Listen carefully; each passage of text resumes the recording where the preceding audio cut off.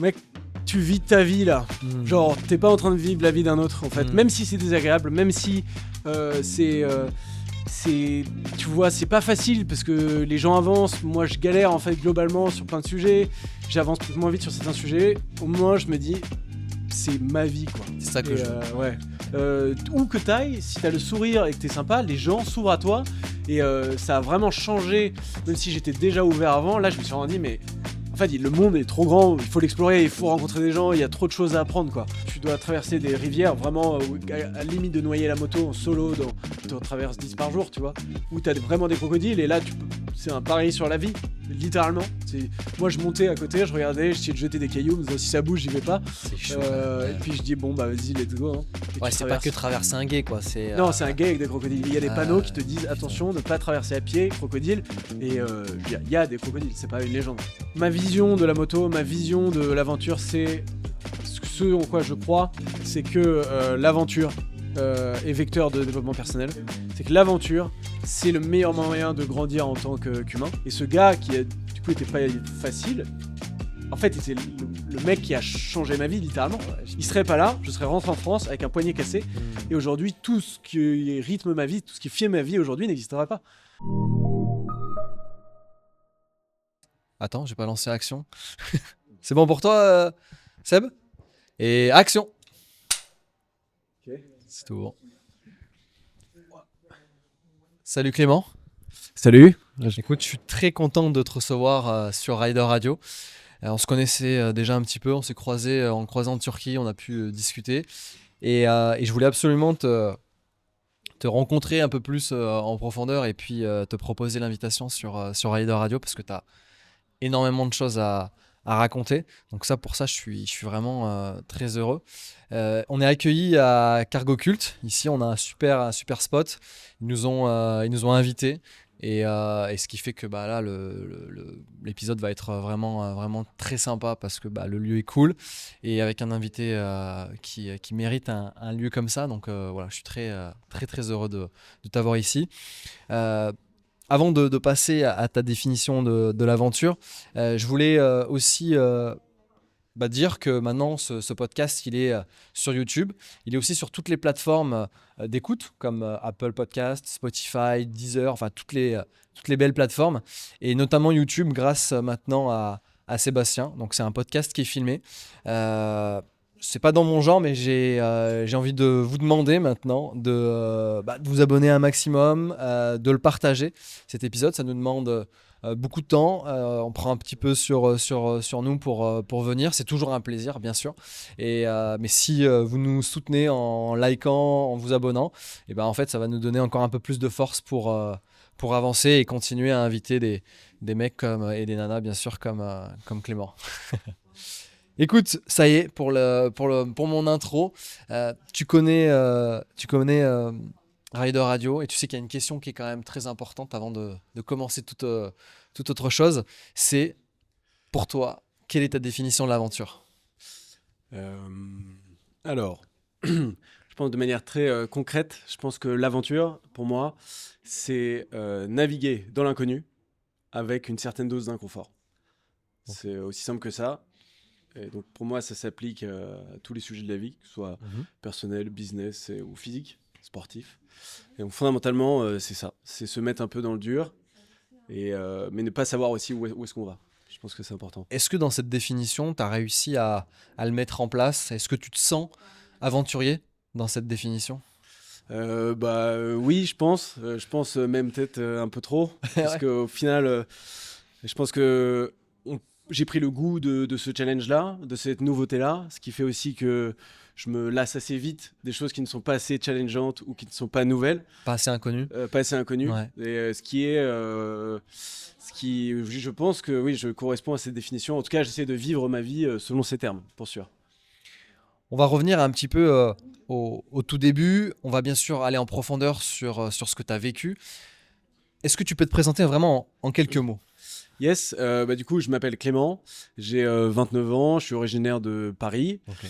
Je suis maintenant de retour en France depuis 1 an et je travaille dans le marketing, je fais la stratégie digitale et en parallèle de ça, je crée du contenu aventure moto sur Internet.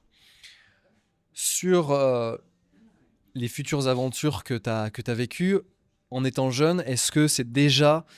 En fait, comment tu as touché tes premières motos? Est-ce que c'était déjà une aventure... tu vivais déjà des aventures en étant plus jeune, on va dire personnelles, sans moto, ou c'est quelqu'un ou quelque chose qui t'a dit tiens, je veux monter sur un 2 roues et je veux vivre des aventures? Je pense que j'ai toujours voulu partir à l'aventure. Ok. En fait, si on démarre très petit, mon père est américain et Ok. j'ai grandi avec cette image que le monde, que j'étais pas uniquement français, on avait une vision assez globale du monde. J'ai toujours voulu partir loin. J'ai la chance d'avoir beaucoup voyagé avec ma famille quand j'étais plus jeune. Donc à 16 ans, on est parti en Thaïlande. Je me baladais dans les rues de Chiang Mai tout seul à visiter des villes. Donc ça m'a vraiment donné cet appétit pour l'aventure. Après, la première aventure à moto est arrivée plus tard. D'accord. Puisque en fait, pour moi, je distingue vraiment le goût de l'aventure et le goût de la moto pour le coup. Ouais. Tu différencies les deux. C'est ça. Ok. Tu peux vivre, t'as raison, hein, tu peux vivre des aventures sans être C'est ça. à moto. Et ok, d'accord. Et dans mon cas, j'ai d'abord voulu vivre des aventures et Ok. ensuite j'ai voulu vivre des aventures à moto puisque je cherchais en fait le meilleur outil d'exploration finalement. Mhm. Et pour moi, le meilleur outil d'exploration, à savoir que j'ai commencé à voyager dans des pays, surtout d'Asie du Sud-Est, on y reviendra sûrement. Le meilleur outil d'exploration dans ces endroits-là, c'est à mon goût et ça l'est encore la moto. D'accord. Donc voilà. Et donc, tu as eu ce cheminement qui t'est amené à la moto parce que tu t'es dit, tiens, l'Asie du Sud-Est, pour moi, c'est parfait de le faire à moto. Mais avant ça, comment c'est arrivé pour toi? Comment t'es arrivé à se dire, bah tiens, ouais, je pense que c'est comme ça que je veux utiliser cet outil d'exploration, comme tu dis, et je trouve que c'est un bon terme pour vivre ces aventures. En fait, fondamentalement, je voulais faire je voulais explorer. La toute première fois que j'ai touché un 2 roues de ma vie, c'était au Vietnam. Ok. On faisait un road trip backpack avec des amis et on a fait un tiers du Vietnam peut-être en scooter avec un guide. Et ce qui a été la première fois que j'ai vraiment mis mes mains sur un 2 roues motorisé. Hein, et j'ai trouvé ça extraordinaire. Ouais. Mais après, je suis rentré en France et la même année, j'ai fait le 4L Trophy. Ok, d'accord. Donc qui est, Ouais. pour ceux qui connaissent peut-être pas, une course on part en 4L de Paris, une course humanitaire de Paris jusqu'à Marrakech, Qui, pour le coup, une sacrée belle aventure. Ouais. ce qui est une belle aventure. Ouais, ouais. Ça, Et- c'est un truc, tu vois, j'avais vu ça. Alors moi, je suis un peu plus vieux que toi, donc du coup, c'était un peu les prémices, c'était peut-être déjà un petit peu plus âgé, mais ouais, ça donne vraiment envie, ouais. Ah bah c'est non, c'est c'est une expérience extraordinaire. Je l'ai fait avec mon meilleur ami d'enfance. On se connaît depuis la maternelle. On a fait ça à deux. T'avais quel âge là? J'avais 19 ans, je pense. Ah, c'est top, tu as 19 ans, tu pars comme ça à l'aventure jusqu'au Maroc, faire une œuvre humanitaire en plus, donc ça met du plomb un peu dans la tête et tout. Ah ouais. Franchement, il faudrait qu'on puisse tous faire ça au moins une fois avant de rentrer vraiment dans le dur du travail et tout. Je trouve ça cool, ouais. C'était extraordinaire. Vraiment Ouais. une expérience humaine extraordinaire. On l'a fait comme d'habitude à l'arrache, avec pas de préparation, peu de budget, rien. On l'a fait avec le minimum légal. Et on l'a fait.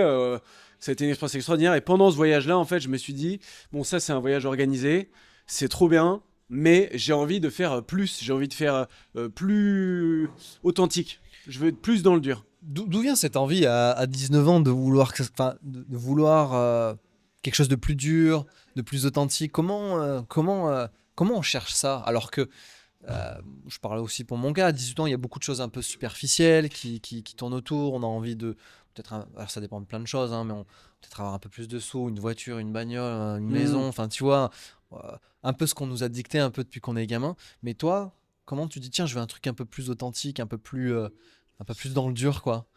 Moi, je pense que c'était surtout la recherche de challenge. Ok. Objectivement, que ce soit challenge sportif ou challenge humain. Mhm. En fait, moi, ce que je voulais à cette époque-là, c'était surtout apprendre.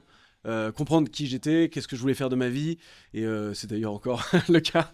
Mais grosso modo, à l'époque, j'étais vraiment omnibulé par cette idée de grandir, quoi. Ok. Et en fait, euh, Moi, je viens de banlieue parisienne. Les gens qui m'entourent ont tous fait des études extraordinaires, sont des médecins, des avocats. Moi, j'étais pas le premier de la classe. J'ai pas brillé en fait où que ce soit scolairement.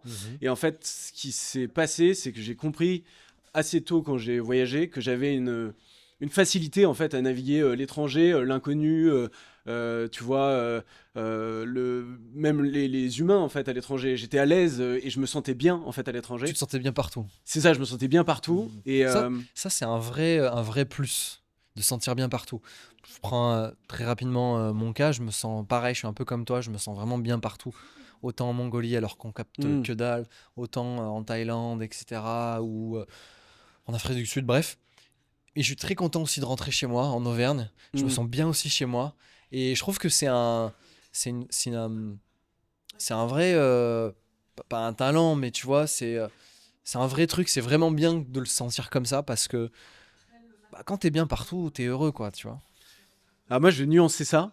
C'est qu'en l'occurrence, moi, je pense que j'étais pas particulièrement bien en France. Ok. Et je pense que j'ai souvent cherché, pendant mes voyages, à aller explorer des endroits où j'avais l'impression que j'allais me sentir mieux. C'est pour ça que j'ai autant voyagé, que j'ai passé autant de temps à essayer de travailler à l'étranger, étudier à l'étranger, etc. C'est que j'avais un peu cette volonté de trouver la terre promise, tu vois, qui allait... Tu veux dire qu'il y avait une sorte de fuite de la France? Parce que moi, ce qui m'intéresse aussi beaucoup dans les épisodes que je fais, c'est aussi le déclic, tu vois. Ouais. Il y a des déclics où on fuit quelque chose parce qu'en effet, il n'y a pas quelque chose de... Enfin, il y a des choses qui ne se passent pas forcément bien en France. Des fois, ça peut être des séparations, ça peut être le travail, ça peut être les études, ça peut être plein de choses. Et en fait, ça m'intéresse beaucoup de se dire, tiens, il y a eu un déclic à un moment qui m'a poussé à aller voir ailleurs. Est-ce que toi, tu sens que c'était un peu dans ce sentiment-là de se dire, tiens, c'est pas pour moi la France tout de suite, en tout cas? Bah, je sais pas si c'était un déclic, mais en tout cas, pendant longtemps, je me suis dit, en fait, j'ai l'impression que je collais moins bien avec la culture française globalement. Et j'étais assez convaincu, intimement convaincu que ma place était en Australie et au Canada. C'est pas les États-Unis, mais c'était vraiment Australie et Canada, et je voulais aller voir ces endroits-là. Après, je pense que j'ai beaucoup voyagé en Asie au début, parce que c'était pas cher, que là-bas, il y a moins, en Asie du Sud-Est, il y a moins de règles, donc j'étais libre et j'avais un pouvoir d'achat qu'à 20 ans, 21 ans, j'avais nulle part, quoi. Bien sûr. Donc je pense que j'ai beaucoup exploré ces endroits-là, et surtout aussi parce que ça a été un peu mes premières victoires où j'ai senti que j'étais à l'aise là où d'autres ne l'étaient pas, et donc je me dis mais attends, mais qu'est-ce qui se passe si je pousse un peu plus loin? Et donc t'engendres de la confiance, c'est ça, et tu ouais. te dis tiens, je vais aller encore plus loin, faire d'autres choses, etc. C'est ça, ouais. Et là, tu parlais d'authenticité, tu parlais de tes premiers voyages à deux roues. Alors, on en a parlé, on a préparé un peu l'épisode très rapidement ensemble. Je pense que si on parlait de chaque aventure que tu as vécue, je pense qu'on ferait un épisode qui dure 6 heures. Il y a justement des pays qui m'attirent un peu plus parce que déjà je les connais moins, et peut-être qu'on a un peu moins de voyageurs aussi qui les font. Mais si on prend un peu les étapes, t'es parti au Vietnam et après ce premier voyage à deux roues, tu t'es dit non mais c'est trop bien. Ouais. Qu'est-ce que t'as enclenché derrière? Bah, j'ai enclenché de passer le permis. Ouais, t'as Parce que fait du deux roues avant sans le permis. C'était du roue, bah, tu vois, c'était un petit scooter. On était à deux dessus, on parlait avec nos casques, et c'était juste déjà la première expérience d'être sur un deux roues extraordinaire. Donc j'ai voulu passer le permis. Et en fait, ça s'est pas passé comme prévu. C'est que j'ai loupé en fait 2 fois mon permis. Ok. Je l'ai passé sur une année complète parce qu'en parallèle il y avait les études. Je travaillais j'avais un job étudiant, et il y avait les 4 trophies entre, et du coup bah Ça t'a pris un peu de temps, ouais. ça m'a pris du temps. J'ai espacé les séances, c'était pas facile, et en fait j'ai loupé une première fois mon permis. Au slalom je tremblais machin. J'ai repassé une deuxième fois, et là à ce moment-là je me suis dit que c'était donc j'ai dû passer le permis en mai, tu vois, sur la fin des études universitaires. Je l'ai loupé, et je me suis dit, ok, bah... Et j'étais hors de moi. J'étais hyper triste parce que c'était un peu le truc que je voulais faire depuis que j'étais tout petit, parce que mon père fait de la moto, donc je voulais à mon tour faire de la moto, je voulais évoluer dans ce sens-là, et je voulais faire ça, et moi qui suis pas quelqu'un de stressé, là j'étais stressé. Le jour du permis, je tremblais. Impossible de faire le lent. À chaque fois, je tremblais. Mon moniteur me rentrait dedans en me disant mais pourquoi tu trembles, machin. La peur de l'échec, ou c'était pas la peur de la moto parce que... Non, parce qu'en plus j'étais bon, Ouais. mais c'était la peur j'étais stressé j'avais tellement envie d'avoir ce truc que je tremblais. En fait, je l'ai loupé 2 fois. Et en fait, j'ai dit que j'arrêtais. J'ai dit, ok, c'est pas pour moi, en fait, la moto, j'arrête. Et l'histoire est marrante, c'est que j'étais en boulot, je bossais dans le sud de la France. Ma copine de l'époque m'a fait livrer un Ducati Monster en figurine à mon travail. Je suis sûr qu'elle t'a livré une vraie Ducati. Non, malheureusement non, j'aurais aimé. Et en fait, elle m'a envoyé un texto, elle m'a dit abandonne pas. Et je me suis dit bien, bon, c'est ok, magnifique. Ouais. Je vais essayer. Avec du recul, je pense que ça a eu un impact énorme sur ma vie. C'est mieux que la vraie Ducati du coup finalement parce que la forme, enfin pas la forme, comment dire l'effet que ça a fait est bien meilleur. L'effet était positif et je me suis dit bon ok, je vais peut-être pas abandonner. Et cet été-là, on partait au Cambodge, en vacances. Et en fait, en arrivant à Phnom Penh, on passe, pas du tout prévu, on fait 3 semaines de vacances à Phnom Penh. On commence à se balader dans les rues. On passe devant un loueur de moto qui avait des XR 400 Barra ou 250 Barra avec le double phare à l'avant là. Gros phare, ouais. Garé dans la rue, et je lui dis ah mais attends viens, je vais voir juste 2 secondes, poser des questions. Il s'avère que le gars était français. On commence à parler etc. Et il me dit en fait tu sais au Cambodge il n'y a pas besoin de permis. Très bien. Donc je sors de ça et je vais la voir et je lui dis écoute ça te dirait qu'on loue une moto. Elle savait à quel point c'était important pour moi, à savoir qu'elle avait le pied cassé, donc elle avait un plâtre. Moi à ce moment-là j'avais jamais conduit de 2 roues de ma vie. Sur la route, j'avais que fait du circuit. Sur le papier, il y a tout écrit pour ne pas le faire en fait. Tout n'est pas bon. Et du coup, le mec me dit bah tu sais quoi, il me pousse un peu, il me dit tu sais quoi, prends la moto, va faire un tour. Première fois de ma vie que je conduis une moto dans la rue. En plus, Phnom Penh, je pense que c'est un peu. Phnom Penh qui est apocalyptique. Ouais, j'imagine. Je fais un tour de pâté de maison et déjà je vois la moto, je me dis ouais elle est haute, il y a pas clignotant. C'est une moto genre un peu cross, tu vois, qui a rien à voir avec les motos d'école, de moto-école, tu vois. Je monte dessus, je fais un tour de pâté de maison. J'avais le battement, le pouls à 180, ultra stressé. Et j'arrive et je lui dis bon, ok, go. Je demande à ma copine de mon ex et elle me dit bah go. Et donc en fait, on a split nos valises en 2. On a pris un sac à dos. On est monté, pas clignotant, casque. J'ai vu des photos là récemment. C'est suicidaire. T'avais pas de casque ? On avait un casque de motocross, pas de gants, t-shirt, pas de chaussures. Elle était en tongs. J'ai vu les photos, c'est suicidaire. Puis c'est des trucs quand tu fais. T'avais quel âge là ? J'avais, du coup, je devais avoir 20 ans, à 20 peu ans, près. ouais. C'est un truc. Tu vois, ça me rappelle un peu le trip que j'avais fait au Vietnam et tout avec ma femme. C'est un truc pareil. En fait, je vois ça, jamais je le referai pareil. Aujourd'hui, je monterai jamais sur une moto si j'ai pas un bon casque, une bonne veste et tout. Mais bon, voilà, quand t'as 20 ans et tout. C'est aussi la formation qui est passée, l'expérience. Et alors, ces 2 semaines, j'imagine que ça a été magique. On a fait quoi. Et comment elle s'est débrouillée avec ce pied cassé quand même en duo Écoute, elle est restée derrière. On avait archi mal aux fesses. On a fait 2-3 000 km au Cambodge. Quand même, sur les pistes, on a roulé. Tout le temps, c'était c'était mon premier road trip quoi. Ok. Est-ce que là, je reparle de déclic, de nouveau, tu te dis, on parlait d'outils d'exploration, ça y est, c'est ça, tu veux partir à l'aventure avec la bécane. Ah là, je veux dire, là c'était le Cambodge, c'était l'exemple type et c'est ce qui a façonné ma manière de faire de la moto sur toutes les années qui ont suivi. C'était voir un chemin de terre qui n'est pas fait pour une voiture ou même un mec à pied et go, tu vois. Et en fait, c'était aller partout. Et là, le Cambodge, c'était l'exemple parfait. On a pris des chemins chaotiques qui même, je pense...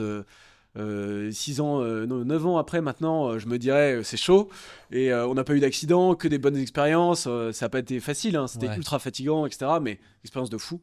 Et là ça m'a vraiment, je me suis dit mais attends, la moto c'est le meilleur outil. J'aimais beaucoup le vélo, je me suis dit mais attends, la moto tu vois plus, c'est moins fatigant, tu transportes ta maison et tu vois. Alors c'est vrai, moi j'hallucine sur le vélo. J'ai rencontré beaucoup de gens qui ont traversé même le monde en vélo.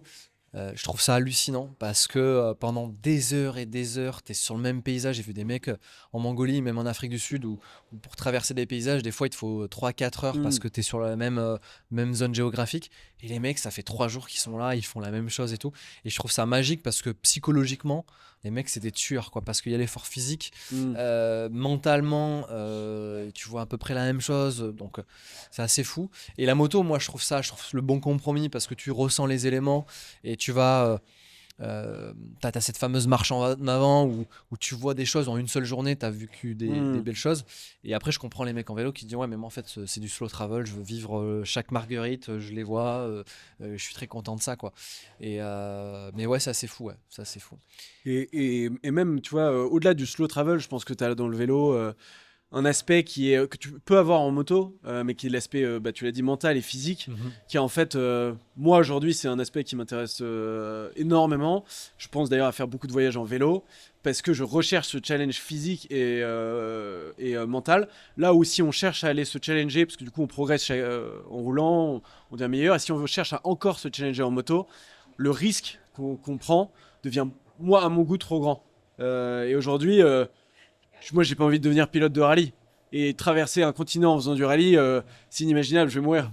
Alors que traverser, je sais pas, l'Espagne en vélo, c'est hyper challengeant, différemment, et le risque est à zéro.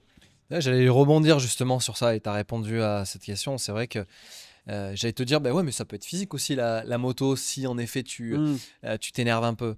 Mais tu as dit quelque chose, c'est que en effet, si tu vas chercher un challenge physique en moto, forcément, ça engendre de la vitesse ou ça engendre du technique. Et en fait, le rapport risque, il est plus important. Ouais, et ouais, t'as raison. Je suis d'accord avec toi. Je suis d'accord avec toi. Là, on revient du Cambodge. T'es comme un ouf sur la bécane. Tu sais que c'est ça que tu veux faire. Et donc, tu te donnes un objectif. Qu'est-ce que tu fais là juste après ça? Je rentre en mois d'août, septembre peut-être. Instant, je réserve mon un cours de moto plateau dans le sud de la France, pas à Angers, parce que moi je passais oui, mes parce que cours à t'avais pas le Angers. permis encore. Ouais, J'avais pas le permis, oui, donc oui. je passe mon permis. Ouais, tu repasses la troisième fois du coup. Donc je repasse la troisième fois avec un prof super dans le sud de la France. Il faisait trop beau, machin. J'ai mon plateau. La semaine d'après, j'ai mon permis, je sais pas, à deux. Ouais, c'est ça. Ouais. Et tu penses que tu as raté le permis parce que tu n'avais pas un bon moniteur qui psychologiquement t'a dit non, écoute, no stress, t'inquiète, ça va aller, etc. Ou par exemple, parce que tu as dit, tiens, dans le sud, j'avais un super prof, etc. Je pense que ça a joué. Je pense qu'il y a deux choses. J'avais un moniteur qui effectivement me mettait une pression en fait à Angers.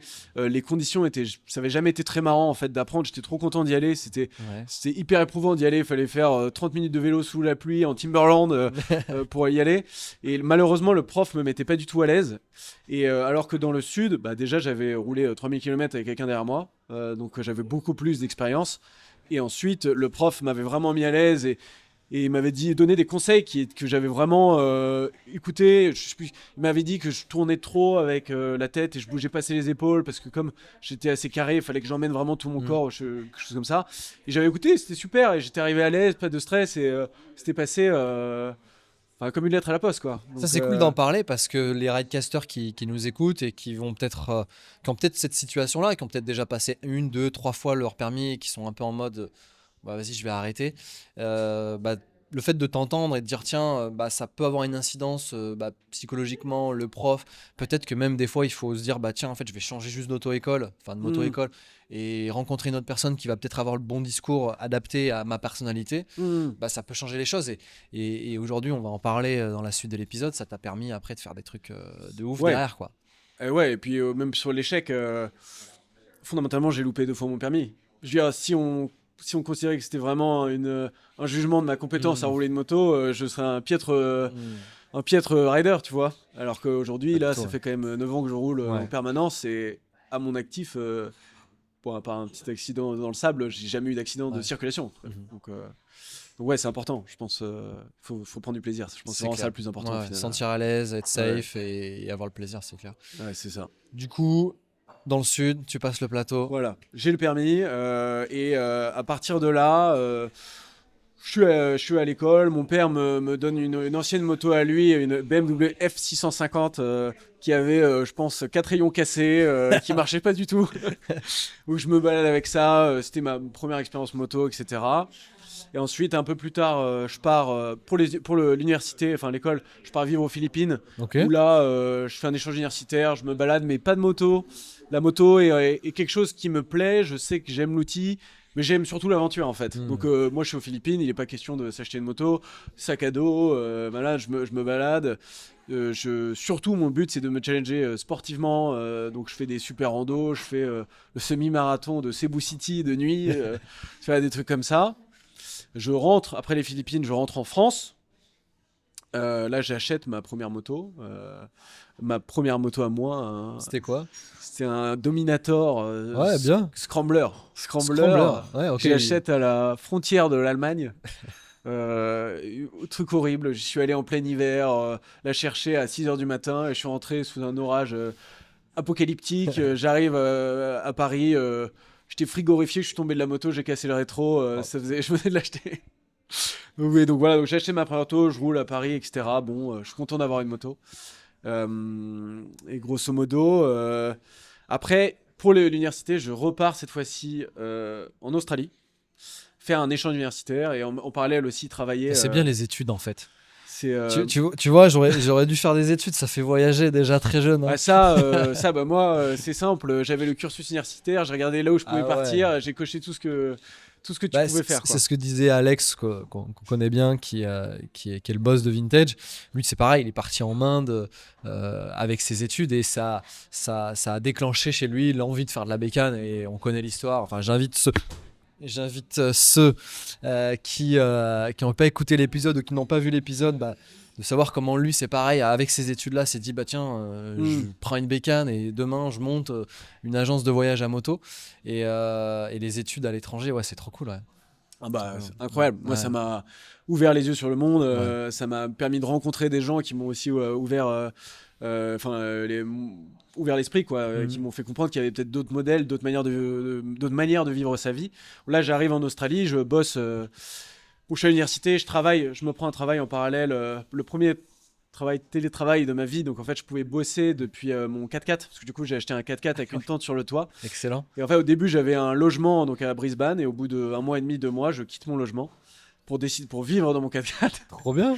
Et en parallèle je m'entraînais. Et donc du coup le fait que tu sois en télétravail, tu pouvais bouger, et tout ça, ouais, trop bien. Et c'était un moment de ma vie... où il se passait des choses pas très marrantes personnellement. J'avais beaucoup de... la période en France précédente avait vraiment été pas facile. Ouais. Mentalement, je m'étais vraiment plongé dans le sport à un niveau extrême. Pour justement zapper un peu ce que tu vivais. En fait, la période de Paris était difficile. Je m'étais concentré sur travail et sport. D'accord. Pour éviter en fait toute autre réflexion, ne pas avoir le temps de réfléchir, et le sport était devenu vraiment mon exutoire. Okay. Et je m'étais d'ailleurs je m'étais inscrit donc à un Ironman en Australie, chose que moi je faisais pas de triathlon, hein, je faisais du rugby et du fitness, c'était pas ma discipline. Et du coup, il faut savoir que j'étais arrivé dans cet état d'esprit là en Australie. J'étais pas arrivé pour être en vacances, j'étais arrivé dans une philosophie de me dépasser, mais comme jamais je l'avais fait. Ouais. Si avant je m'étais challengé dans ma vie, là c'était l'heure de tous les challenges. Je voulais voir en fait physiquement et mentalement où étaient mes limites. D'accord. Okay. Et c'est pour ça que quand je suis arrivé en Australie, où c'est une terre ou un endroit où si tu veux tu peux être à la plage et vivre la plus belle vie, moi c'est pas du tout ce qui s'est passé. Je suis arrivé à l'université, j'ai compris que je pouvais faire les cours du soir, et à distance en plus. Du coup je me suis inscrit que sur des cours qui étaient de 17 à 20 heures. Je me suis inscrit dans le club de triathlon, j'avais l'Ironman. En parallèle, je me suis dit, ok, il faut que je trouve un travail. J'ai trouvé ce travail, mon premier boulot CDD, quoi, à distance pour faire du conseil, hyper challengeant. Je me suis inscrit, j'ai passé ma licence de parachute. Donc tu vois, le mec, il a tout mis, quoi. J'étais en mode, tout ce qu'il y a de dur, que j'aime pas, j'avais peur du vide. Donc j'étais en mode, ok, go, ça, il faut le faire. Tout ce qui pouvait me challenger, je le faisais. Et dès qu'il y avait une décision qui était, ça c'est la décision facile, ça c'est la décision dure, je prenais la décision dure. Genre là, t'es à l'aise à Brisbane dans ton appart, c'est confortable. Ok, mec, t'as pas besoin d'appart en fait. Tu peux vivre dans ta voiture. Tu peux surfer, travailler le matin, faire ton sport de 6 à 10, travailler. Donc ça, c'était l'état d'esprit. J'ai passé 6 mois comme ça.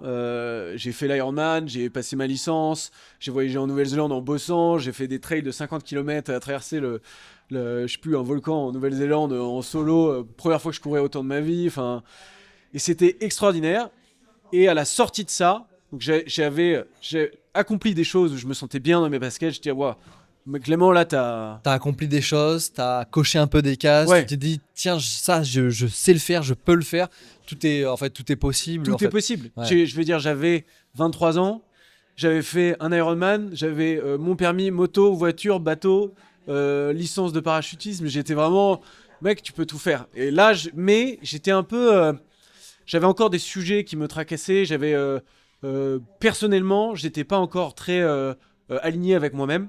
Ok. Fondamentalement, je me posais encore des Je sais questions. pas si on peut rentrer dans ce détail-là, mais c'était quoi qui te... Je pense que j'avais, pendant les études de commerce, j'ai eu des comportements que j'aimais pas vis-à-vis de, tu vois, des amis, enfin de moi, de comment je me comportais vis-à-vis de l'alcool. Tu vois, j'avais des rêves, j'étais ambitieux, et en fait, je me décevais de mon comportement. En fait, je trouvais que j'étais pas à la hauteur de mes attentes, et que je me laissais happer par des choses et par de regret, au final maintenant, j'étais jeune, c'était les études, fallait s'amuser, et je l'ai fait, mais j'étais pas à la hauteur de ce que je voulais vivre, la vie que je voulais mener, et du coup, en vrai, j'avais un peu cette idée de vouloir me repentir, c'était un peu cette vision chevaleresque, je voulais me repentir, tu vois, Ouais, c'est intéressant. Hein. je voulais faire devenir Ah. qui je voulais être. Ah, mais une meilleure version de soi-même. Ouais, c'est ça. Mm. Je voulais vraiment être cette personne-là, tu vois. Et donc, je suis arrivé là-bas, me suis challengé, j'ai fait les challenges, mais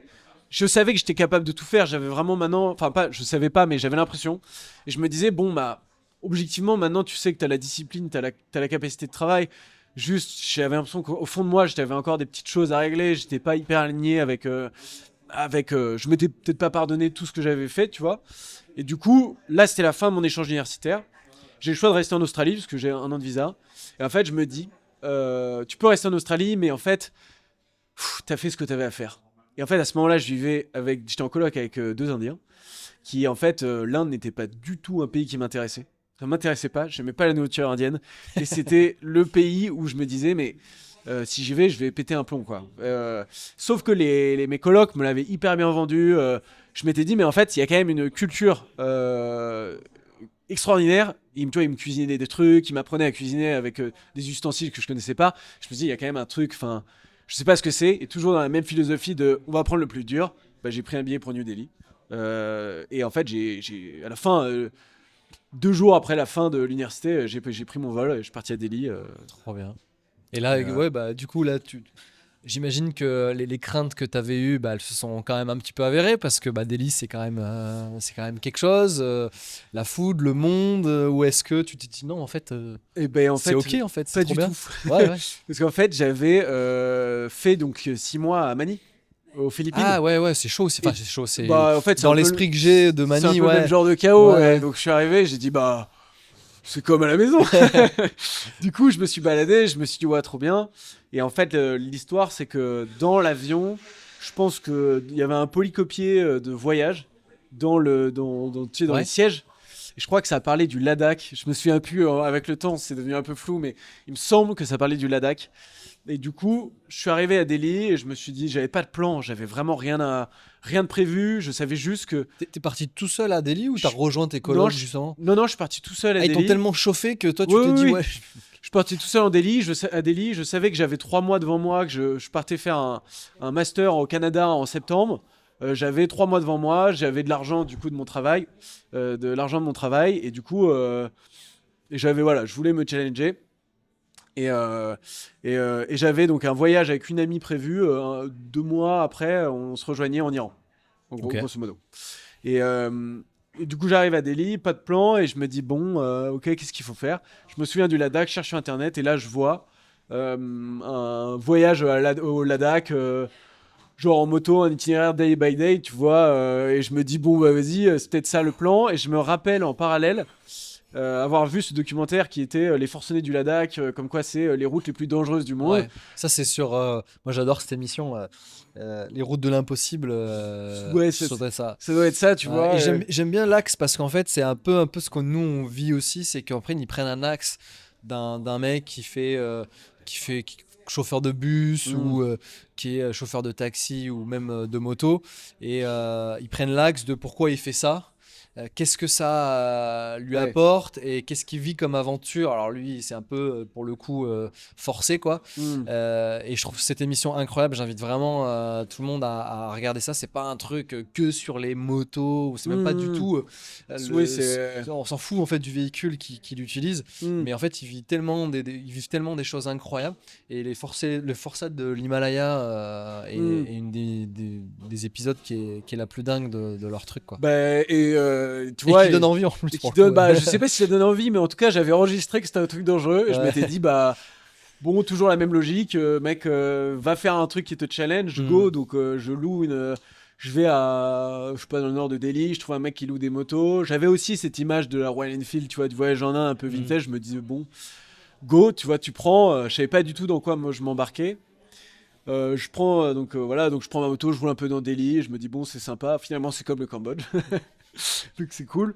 Et je mets mon itinéraire Google Maps, je vais à Manali, qui est ouais une ville donc au nord de Delhi, dans les montagnes où il fait frais, qui est une Ouais, ville. peut-être que tu peux un peu resituer le Ladakh pour ceux qui connaissent pas. C'est vrai qu'on Ouais. parle, mais bon, c'est dans l'Himalaya et tu peux. Le Ladakh, c'est le nord de l'Inde, donc qui se trouve dans l'Himalaya. C'est ce qui fait en fait touche la frontière de la Chine et du Pakistan. Donc c'est vraiment les hauteurs de l'Inde. À savoir que moi, j'étais pas documenté du tout. C'est-à-dire que j'ai roulé jusqu'à Manali. J'avais donc pas d'affaires. J'étais en basket, j'étais en chaussures bateau, jean, une veste Uniqlo. Le mec qui sort de son. Pas de l'Australie. Hein. C'est ça, ouais. J'avais mon sac à dos, j'avais mon backpack de backpacker. Ouais. Avec tout, mon ordi dedans, accroché à l'arrière de la Royal Enfield. Excellent, trop Et bien. j'avais rien, et pour te dire à quel point j'étais largué, c'est que sur ce premier tronçon, j'arrive en haut de la, je sais pas, je quitte Delhi, bon c'est pas désagréable, machin, puis ça devient un peu sympa. Ouais. Puis d'un moment, on commence à prendre des hauteurs, je vois de la neige, et je me dis, waouh, de la neige en Inde, Ouais, c'est ça. what the fuck. Ouais. Et en fait, j'avais même pas tilté que j'allais vers l'Himalaya, moi. Hein. Je roulais vers un endroit, et je vois de la neige en Inde, je vois des gars qui skient, tu vois, sur des petits trucs. Je me dis, mais qu'est-ce que c'est que cette histoire? Pourquoi il y a de la neige en Inde? Ouais. 3 heures après, j'étais entre des murs de neige de 4 mètres de haut, en chaussures bateau, et j'étais en mode, mais qu'est-ce que je fais, quoi? Donc ça, j'avance dans cette direction-là. J'ai eu ma première rencontre de rider sur la route, là, de manière complètement incongrue. Je roule, et puis tu vois, les voitures, les camions klaxonnent, tout le monde me demande de m'arrêter, je me mets sur le bord de la route, et je me dis, ouais, mais qu'est-ce que c'est que ce truc, tu vois? Je venais d'arriver, j'étais un peu... j'étais sur la défensive, je me dis, ouais, mais ça se trouve, on va essayer de me voler, on va essayer de me raqueter ma moto, donc je suis un peu stressé. Tout le monde s'agglutine autour de moi à venir me parler, je comprends rien. Et en fait, on me donne un sac à dos. Je dis, mais qu'est-ce que c'est que cette histoire? Et les gars, toi, ça piaille dans tous les sens, tout, je comprends pas. Et en fait, il y a un gars qui plonge la main dedans, il sort un porte-monnaie, et il sort un porte-monnaie avec une carte d'identité d'un gars suisse. Je me dis, mec, je comprends rien. Et en fait, je sors mon téléphone, on échange et tout. Et en fait, je comprends qu'en gros, le mec a perdu ce sac. Dedans, il y a des clés d'une Royal Enfield, il y a des papiers d'une moto, et il y a un porte-monnaie, etc.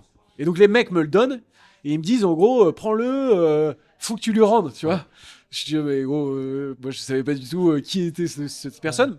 Je cherche dans les papiers, j'appelle le garage Royal Enfield de, je crois que c'était Mumbai, tu vois, je sais pas quoi, qui téléphone arabe, on arrive à retourner au mec, et j'arrive à avoir son numéro de téléphone. Je l'appelle, le mec parle français, il est suisse, et il me dit, oh mec, j'ai trop peur, j'ai perdu mon sac, effectivement, il y a mon passeport dedans, il faut absolument que je le retrouve, etc.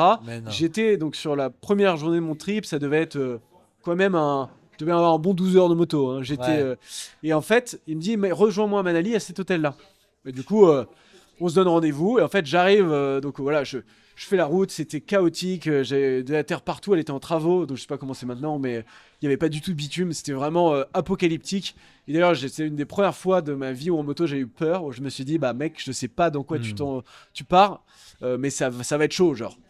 Et je suis arrivé là-bas, et il est arrivé, c'était un grand Suisse avec des dreadlocks jusqu'aux fesses, une Royal Enfield noire customisée avec un pot de l'espace.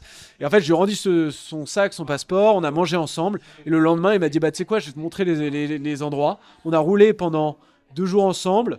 Et en fait, on roule, il voit que je galérais dans les montées, ma moto avançait pas. Il me dit, non mais attends mec, ton carburateur il est trop mal réglé. Je savais pas ce que c'était un carburateur. Donc il va me montrer avec un tournevis comment régler mon carburateur sur la Royal Enfield. Et à partir de là, il m'a donné des conseils sur la Ladac en m'expliquant qu'il fallait que je prenne des jerrycans, etc. Parce qu'il y avait des grosses zones. Il m'a vendu ça comme vraiment j'allais sur la planète Mars, donc il m'a pas du tout rassuré. Et puis un jour, voilà, on est resté 2 jours, et puis j'ai repris la route et je suis allé jusqu'à Alais, grosso modo. Là, c'était cool, pas de problème particulier, tu vois. Mais là, la rencontre, elle est folle, quoi. Ouais, La rencontre, elle est folle. Là, le mec, la chance qu'il a eu. Enfin, en même temps, la chance qu'il a eu, oui et non, parce que en Inde, ce genre de truc, et même souvent, quand on voyage, les mecs sont hyper bienveillants. Moi, pas des histoires comme ça, c'est pareil à Mada. Je perds ma combi de pluie. J'avais une combi de pluie pactée, tu vois, et je l'avais mis sur l'arrière de ma moto avec des saddles et tout. Pas avec des saddles, avec des comment on dit, Des sangles. des sangles, ouais. Et bon, elle est tombée, tu vois. Donc au bout d'une heure, je me retourne, putain merde, il est plus, tu vois. Donc je continue ma route. J'arrive à l'hôtel et pareil, un mec, il arrive, tu vois, tu sais, je t'ai vu en moto et tout, ça serait pas à toi? Tu sais, j'avais déjà fait le deuil de ce truc. Bon, c'était pas un passeport, c'était juste une combi de pluie. Et le mec, il me dit, et donc il me dit, ouais, c'est pas à toi ça? Je dis, ouais, si c'est à moi. Je dis, mais putain, mais mec, tu l'as pris, tu l'as gardé. Tu t'es dit, tiens, le mec qui fait de la moto, je vais te le redonner, quoi. Donc il y avait une chance parce que c'était quand même une ville assez importante qu'on se retrouve. Donc et là, la tête du mec quand il a dû se dire, tiens, putain, c'est bon, je vais retrouver mon passeport, c'était fou. Et puis après, ça a été une belle rencontre parce que il t'a donné pas mal de conseils sur la DAC et tout. Il m'a rassuré. Ouais. Et en plus, voilà, c'était un peu faire la DAC comme ça, sans trop se renseigner sur la météo, l'état des routes. C'était un peu, alors pas suicidaire, mais voilà, ça pouvait être un peu tricky, quoi. Ouais, ça a et été. Puis finalement, tu y es arrivé, tu l'as fait, t'es arrivé jusqu'à Alais. Ouais, je suis arrivé à Alais sans trop de problèmes finalement, tu vois, concentré, ça s'est bien passé. Je me suis un peu reposé, j'ai vu croiser un gars qui sentait pas bien. Je lui ai dit mais pourquoi tu te sens pas bien? Et en fait il me dit mais mec, on est à 4000 mètres d'altitude. J'étais ah bon, mais pourquoi je serais mal? Tu vois, complètement largué. J'avais même pas imaginé que je pouvais être mal à cause de l'altitude. En fait, bon, moi tout allait bien, donc ça allait. Donc je suis parti vers, on m'avait dit il fallait aller à la Nubra Valley. Ouais. Donc je me dis qui est une vallée un peu dans les profondeurs de l'Himalaya. Je me dis bon, vas-y, go. De toute façon il y a 8 routes. J'y vais. Donc je fais ce chemin et en fait, pour la faire assez courte, je fais ce chemin et il m'est arrivé 2 faits assez marquants dans ce voyage qui ont pas mal changé ma manière de voyager derrière. C'est que le premier fait marquant, c'est en fait, j'avais pas acheté d'équipement. J'avais hyper froid. Et en fait, il s'avère que l'été, il neigeait. Et donc, c'est une histoire que j'ai déjà racontée. Mais tu vois, j'ai fait le sommet, là, je me souviens plus, Kardungla. le Kardungla. Je suis en basket. Doudoune Uniqlo de la moins chère. Faut savoir que le Kardungla, pour ceux qui connaissent pas, c'est l'un des sommets l'un des sommets carrossables les plus hauts du monde. Finalement, la Chine, on fait des routes depuis qui sont bien plus hautes. Il y a le Pérou qui doit se batailler aussi là-dedans. Mais c'est un col à 5008 ou 5006, un truc comme ça. Donc c'est le col à faire quand on fait le Ladakh. Et en effet, il faut s'y préparer un petit peu et s'équiper un peu, ouais. C'est ça, ouais. Et donc, tu vois, pour te dire le niveau d'équipement. Et en fait, c'est avéré que, du coup, quand tu roules dans ces endroits-là, tu as des plateaux à parfois à 3000, 4000 mètres d'altitude. Et en fait, il fait froid. Ouais. Et moi, j'ai passé mes journées à trembler sur la moto, en jean. Et en fait, je mettais mes pieds dans des sacs plastiques ou des sacs poubelles. Et j'essayais de me réchauffer. Et en fait, ça a été ça pendant plusieurs jours. Je dormais dans des guest house le soir. Il y a notamment une fois où, pour le coup, j'ai vraiment eu une grosse frayeur. C'est qu'en fait, j'avançais et je ralentissais parce qu'il y avait beaucoup de micro, je sais pas quoi, de rivières là, enfin de l'eau qui fondait à cause du soleil, la neige fondait, donc tu avais de l'eau sur les routes, des gués. Et moi, j'avais pas du tout d'expérience, je suis pas du tout confiant, donc ça me stressait, j'avais pris du retard. Et en fait, il se mettait à neiger et j'étais genre, il commençait à neiger, j'avais hyper froid. Et en fait, l'histoire, c'est que je commençais à vraiment avoir hyper mal aux pieds, mais à un niveau. Je me rappelle rouler et hurler en roulant pendant 1 heure, tu vois, à crier, jusqu'au moment où je sentais plus rien. C'est simple, je tapais dans mes pieds, plus rien, plus de sensation, changer les vitesses, j'arrivais même pas à voir si je changeais les vitesses, je sentais plus rien. Et l'histoire, c'est que j'arrive donc je me dis, bah mec, là ça va pas, tu vois, genre la situation d'urgence, il faut trouver une solution.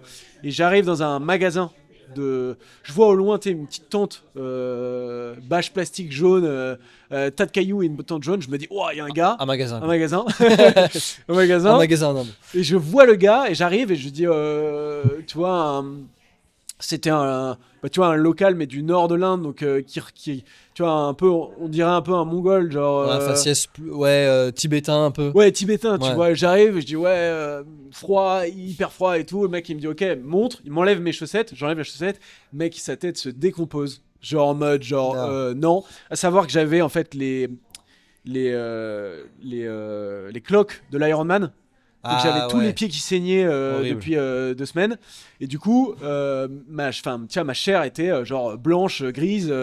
J'avais hyper mal, etc. Et le mec, il me dit, et je lui dis, mais où est le prochain camp? Où est-ce que je peux dormir?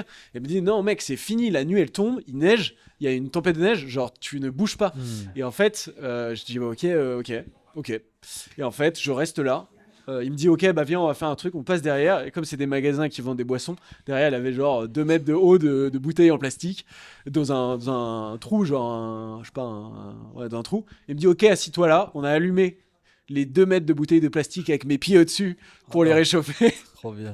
Donc pas très bien pour la planète, mais très bien pour mes pieds. Là, ça m'a fait hyper mal tout le temps où c'est revenu. Ça fait trop mal. Et du coup, quand ça se réchauffe, c'est horrible. C'était horrible.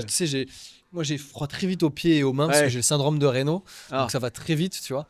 Mais quand ça réchauffe. Ah ouais.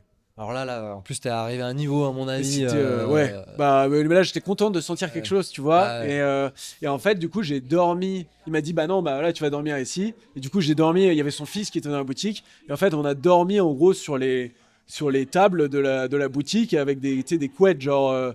Local, tu sais, genre, t'as pas de sac de couchage, donc tu dors sous 3 couettes qui font 15 cm d'épaisseur et qui étaient en dessous. Donc, on a dormi là-dedans, et le lendemain, il m'a offert des gants en laine.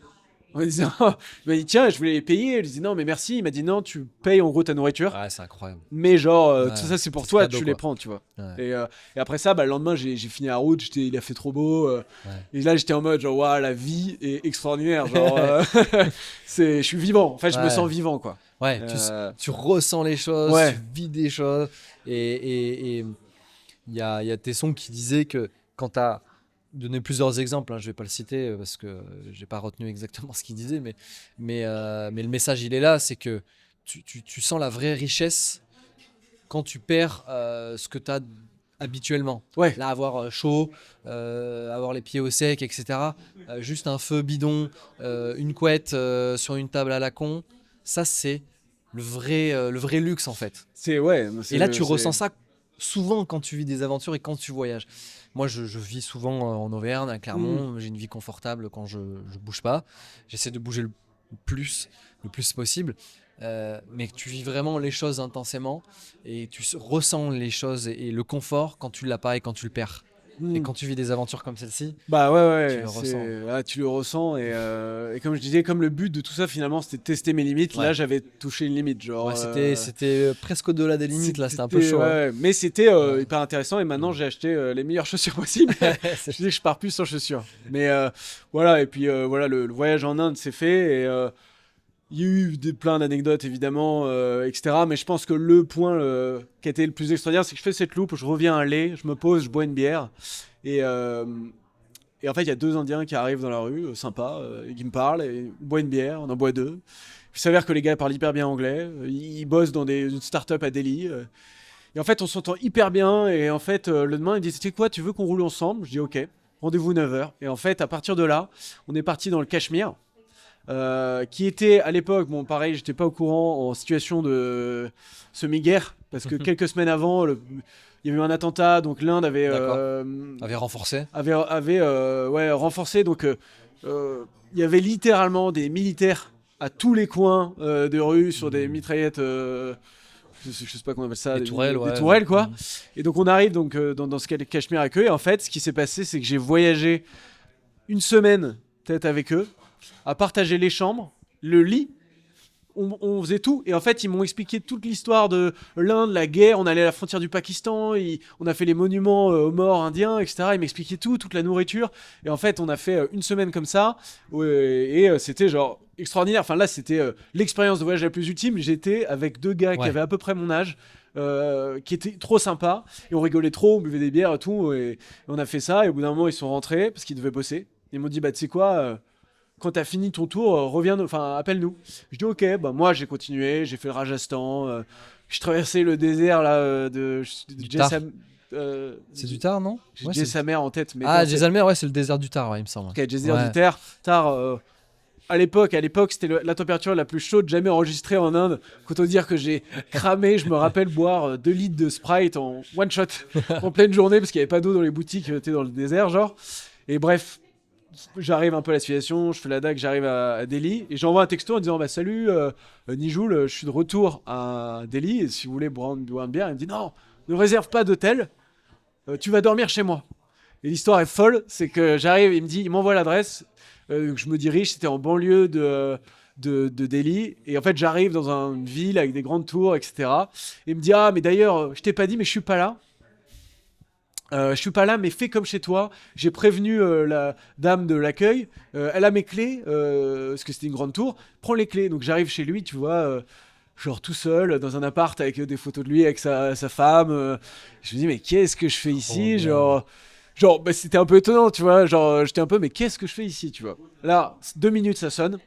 Livreur Uber qui me livre, une sorte de kebab, si tu veux, genre des brochettes tandoori, tu vois. Et je me dis, mais je me dis, bon, incroyable, je vois un texto, je dis, c'est toi qui as commandé ça. Il dit, ah oui, mais je sais que t'as roulé, c'est pour que tu sois à l'aise. Fais comme chez toi, il y a la PlayStation, machin. La grosse crémasse, quoi. Putain, Incroyable, mec, tu vois. Et en fait, le soir, l'autre pote est venu, il m'a fait visiter le quartier, m'a montré leur quotidien et tout. Et tu vois, il habitait dans l'immeuble à côté, je m'attends le soir qu'il rentre chez lui. En fait, il reste. Je me dis, c'est bizarre. Pourquoi il reste, tu vois? Et en fait, il me dit, bon, vas-y, viens, on va se coucher. Donc il se met dans le lit et je me dis bon bah moi aussi je veux me coucher, tu vois. Je me dis bon bah je sais pas, ça se trouve c'est ça les soirées pyjama entre potes en Inde, tu vois. Et on se regarde un film, etc. Et en fait rien du tout de bizarre, hein. Oui, C'est juste oui, genre l'amitié était comme ça. Faut savoir que en Inde, il est pas rare de voir deux potes, par exemple, se tenir la main. Ouais. Comme nous, on pourrait se tenir la main avec notre meuf. Enfin, alors quand t'arrives au début, tu te dis, putain, les mecs, ils se tiennent la main comme ça. Ils sont hyper proches et l'amitié entre hommes, il n'y a pas de sujet. Ils peuvent dormir dans le même lit, regarder un film. Voilà, Non, il mais se passe c'est ça. rien, quoi. Mais moi personne m'avait briefé, tu vois. Et du coup je suis là, je me dis bon. Why not, ok, go. Et en fait, bah, on a passé une super soirée, on a regardé un film, on a mangé des brochettes. Et après, le lendemain, je pense que je devais partir, je devais aller en Iran, à mon avis.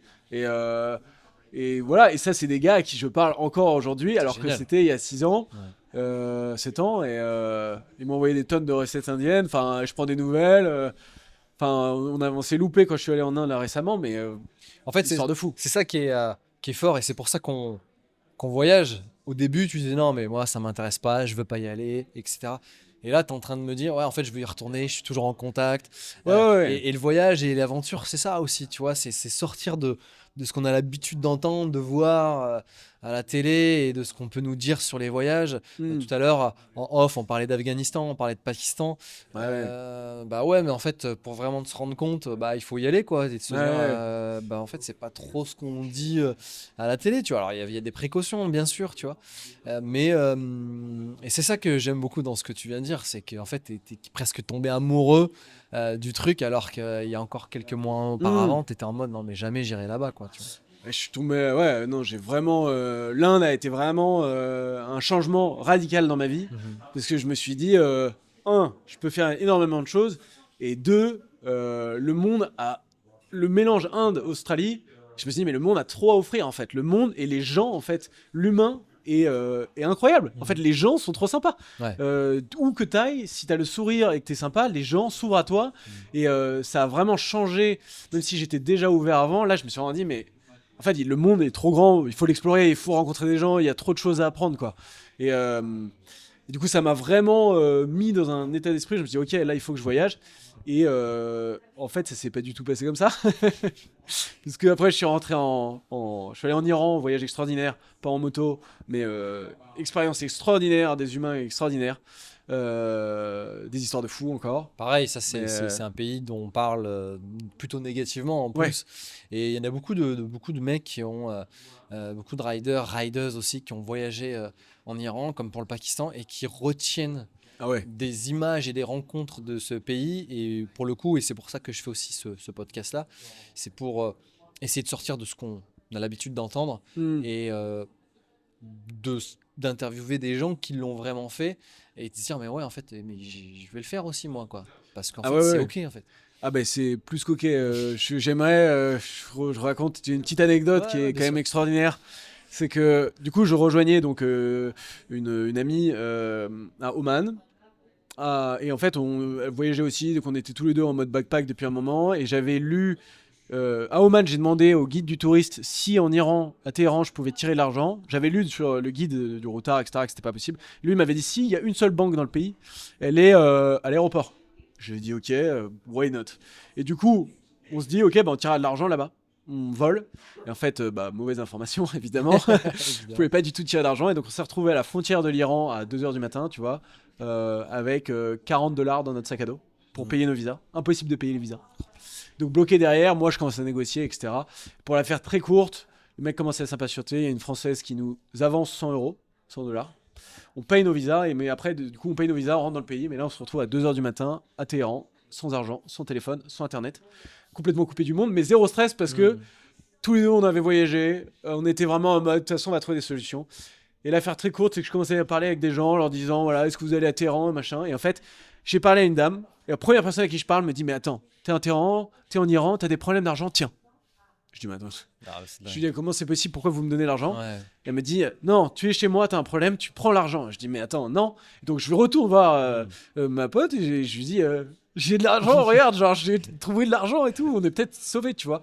Et je dis, mais attends, on va pas péter les plombs, tu vois. Je vais aller parler avec un autre gars pour voir si on peut pas aller en ville. Et puis en ville, j'essaie de trouver un moyen, je sais pas, avec du bitcoin, tu vois, ou trouver un Ouais. moyen de trouver de l'argent, tu vois. Je parle à un gars, je m'entends hyper bien avec lui. Je parle avec lui, il avait l'air un jeune sportif, on parle, il est fan de snowboard, moi aussi, je me dis vas-y go, on commence à parler, il dit ah mais attends, je vous amène avec moi, venez. Et en fait, pour la faire très courte, ce gars, qui était iranien, on s'est hyper bien entendu, nous a avancé 500 euros. Mais non. Ensuite, il nous a avancé, et ensuite il nous a dit ok les gars, je vais vous faire visiter Téhéran. Et du coup, on est resté 3 semaines. Sur les 10 premiers jours, sur la première semaine, en fait, on devait rester à Téhéran pour gérer et récupérer plus d'argent à l'ambassade de France. Et en fait, lui, il nous a fait visiter le Téhéran qu'on n'aurait jamais visité. Bien sûr. On allait dans des endroits, il nous a invités dans des bars secrets, machin. Il nous a raconté l'histoire du pays. Et en fait, pendant une semaine, on n'a jamais dîné seul. Il a toujours refusé qu'on l'invite Putain. parce que c'était son honneur, tu vois. Ouais. On a rencontré, tu vois, on a une vision du pays qui est extraordinaire. Et en fait, le voyage, du coup, est passé là-dessus, enfin, est parti sur son ton-là. La dame de l'ambassade était franco-iranienne, nous a donné l'argent depuis son compte iranien parce que le processus était trop long pour nous aider. Donc là, on n'avait plus de problème d'argent. Elle nous avait sauvé la vie. Il nous avait sauvé la vie. Et à partir de là, on a voyagé en Iran et un voyage extraordinaire quoi. Non, Et mais c'était c'est pareil, fou. on a rencontré des gens, on a été invité chez des habitants en permanence, c'était un voyage extraordinaire. Donc une fois de plus, ça a confirmé, tu vois, l'idée que je m'étais faite en Inde où je me disais mais les gens sont extraordinaires, Ouais. les gens sont extraordinaires en fait. Les gens sont extraordinaires.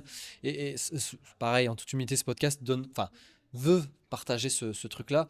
Et je le dis souvent sur Rider Radio, c'est que le fait de voyager, ça m'a plus réconforté dans l'humanité que l'inverse. Parce qu'en 100%. fait, les gens Ouais. qui sont ici te disent, mais peut-être qu'ils le disent, je dis pas, c'est pas précisément pour la France, mais peut-être qu'un mec, un Italien, un Allemand, il dit la même chose à ses collègues et tout. Mais t'as plus des gens qui vont dire, ouais, non, mais va pas là, parce que si, parce que ça, qu'au final, en fait, c'est tout l'inverse. Donc en fait, on a une vision, mais tellement erronée 100%. de certains pays, et même de tous les pays, et même de nous-mêmes. Ah ouais. En France, j'ai interviewé Benoît, il a fait un tour de France en autostop. Il m'a dit, mais j'ai Ouais, des les fois gens sont galéré sympas, parce qu'il y a ouais. des gens qui sont pas arrêtés, mais les gens sont trop sympas, ils s'arrêtent et puis voilà. Et en fait, même en sortant de chez toi, en France, tu as des mecs hyper hospitaliers qui vont t'emmener à droite, à gauche, etc. Et en fait, les gens sont cool en fait. Il faut sortir, faut y aller quoi. Ouais, et je suis vraiment aligné là pour Et le on coup, retient, on parlait de paysage aussi en off, mais on retient aussi, et beaucoup même, en tout cas pour ma part, les rencontres avec les gens. Je pense que si je vais à un endroit, je vois un paysage incroyable, je vais le retenir parce que c'est fort. La nature, les zones géographiques, les paysages, les couleurs, c'est juste dingue. Euh, mais peut-être qu'en comparaison, une rencontre Ouais, c'est va redoubler l'expérience que j'ai vécue dans ce pays-là, tu vois. 100%. Ouais, je pense que les rencontres font le voyage à moto. Mm. Je veux dire, voyager en moto dans sa bulle, tu passes à côté de l'expérience.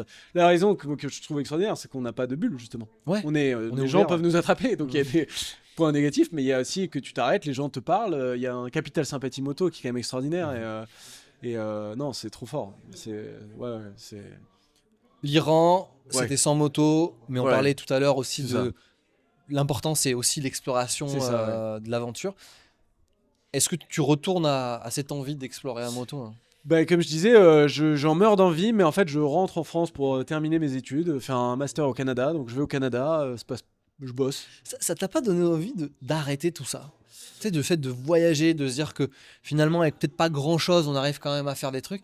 Est-ce que ça t'a pas freiné et se dire, tiens, non, mais en fait, les études, c'est bon, quoi. Non, je voulais aller au bout de mes études. J'aimais bien le marketing, j'en fais aujourd'hui, et surtout j'étudie en fait l'entrepreneuriat. Moi, mon but, dans l'idée, c'est toujours de monter mes projets. Et en fait, plus je faisais ça, plus je me disais, mais je suis en train de faire le meilleur cours d'entrepreneuriat de la planète là, parce Ouais, que carrément, ouais. j'avance dans l'inconnu, je règle des problèmes donc non, ça m'a plutôt assez conforté dans le fait que j'avais besoin de ces études. Je faisais un master en design thinking, donc c'est c'est créer des solutions qui sont basées sur l'utilisateur, mais en gros ce que ça revient à dire, c'est écouter les gens à qui tu parles et essayer de résoudre leurs problèmes. Ce qui en fait moi, je trouve me parlait beaucoup parce que T'as vécu des problèmes. j'ai vécu des problèmes, mais surtout j'ai parlé à des gens et j'ai appris qu'en fait tu pouvais vraiment communiquer avec des personnes et si tu peux communiquer avec eux, tu peux aussi les aider objectivement. Et donc en fait moi, mon idée c'était de faire tout ça pour monter du business, gagner ma vie évidemment, mais aussi foncièrement apporter quelque chose à la société, utiliser ces méthodologies-là pour régler des problèmes qui existent, quoi. Et donc en fait moi j'avais cet état d'esprit-là, et donc je suis rentré à Paris après mon master et il y a eu le Covid et j'ai eu mon premier boulot. Donc je suis allé bosser dans une boîte de conseil américaine au Luxembourg. Donc un beau boulot, un beau salaire pour un premier emploi, beau statut, tu vois. Je bossais pour la Banque d'investissement européenne, donc j'étais en costume, etc. J'y allais pas souvent parce que c'était le télétravail avec le Covid. Mais voilà, et en fait j'ai fait 1 an là-dedans. Et en fait, ce qui se passe, c'est que en fait, j'avais une vision du monde qui était quand même plus riche, plus, je sais pas folklorique, mais c'était trop cadré. Et en fait, ce qui était assez étonnant, c'est que pendant mes entretiens, j'avais vachement parlé justement du voyage à moto, ma manière de voir les choses, de comment je m'étais challengé, etc. Et qu'en fait, une fois sur place, j'ai l'impression que c'était plus du tout valorisé. Tu vois, on me demandait surtout de respecter des règles et d'agir comme on me disait d'agir. Et surtout pas d'innover en fait. Il fallait surtout pas que je crée des solutions nouvelles. Il fallait surtout que je rentre dans les cases. Là où moi en fait j'avais absolument pas envie de rentrer dans les cases. Et du coup, et en parallèle de ça, je me suis cassé le ménisque en fait. Ce qui fait qu'en fait j'étais au-delà d'être assigné à résidence avec le Covid, j'étais assigné à ne plus pouvoir bouger. Donc en fait la moto qui était pour moi un outil d'exploration, mais qui en fait, comme mon corps était un outil d'exploration. J'adorais courir, nager, me dépenser.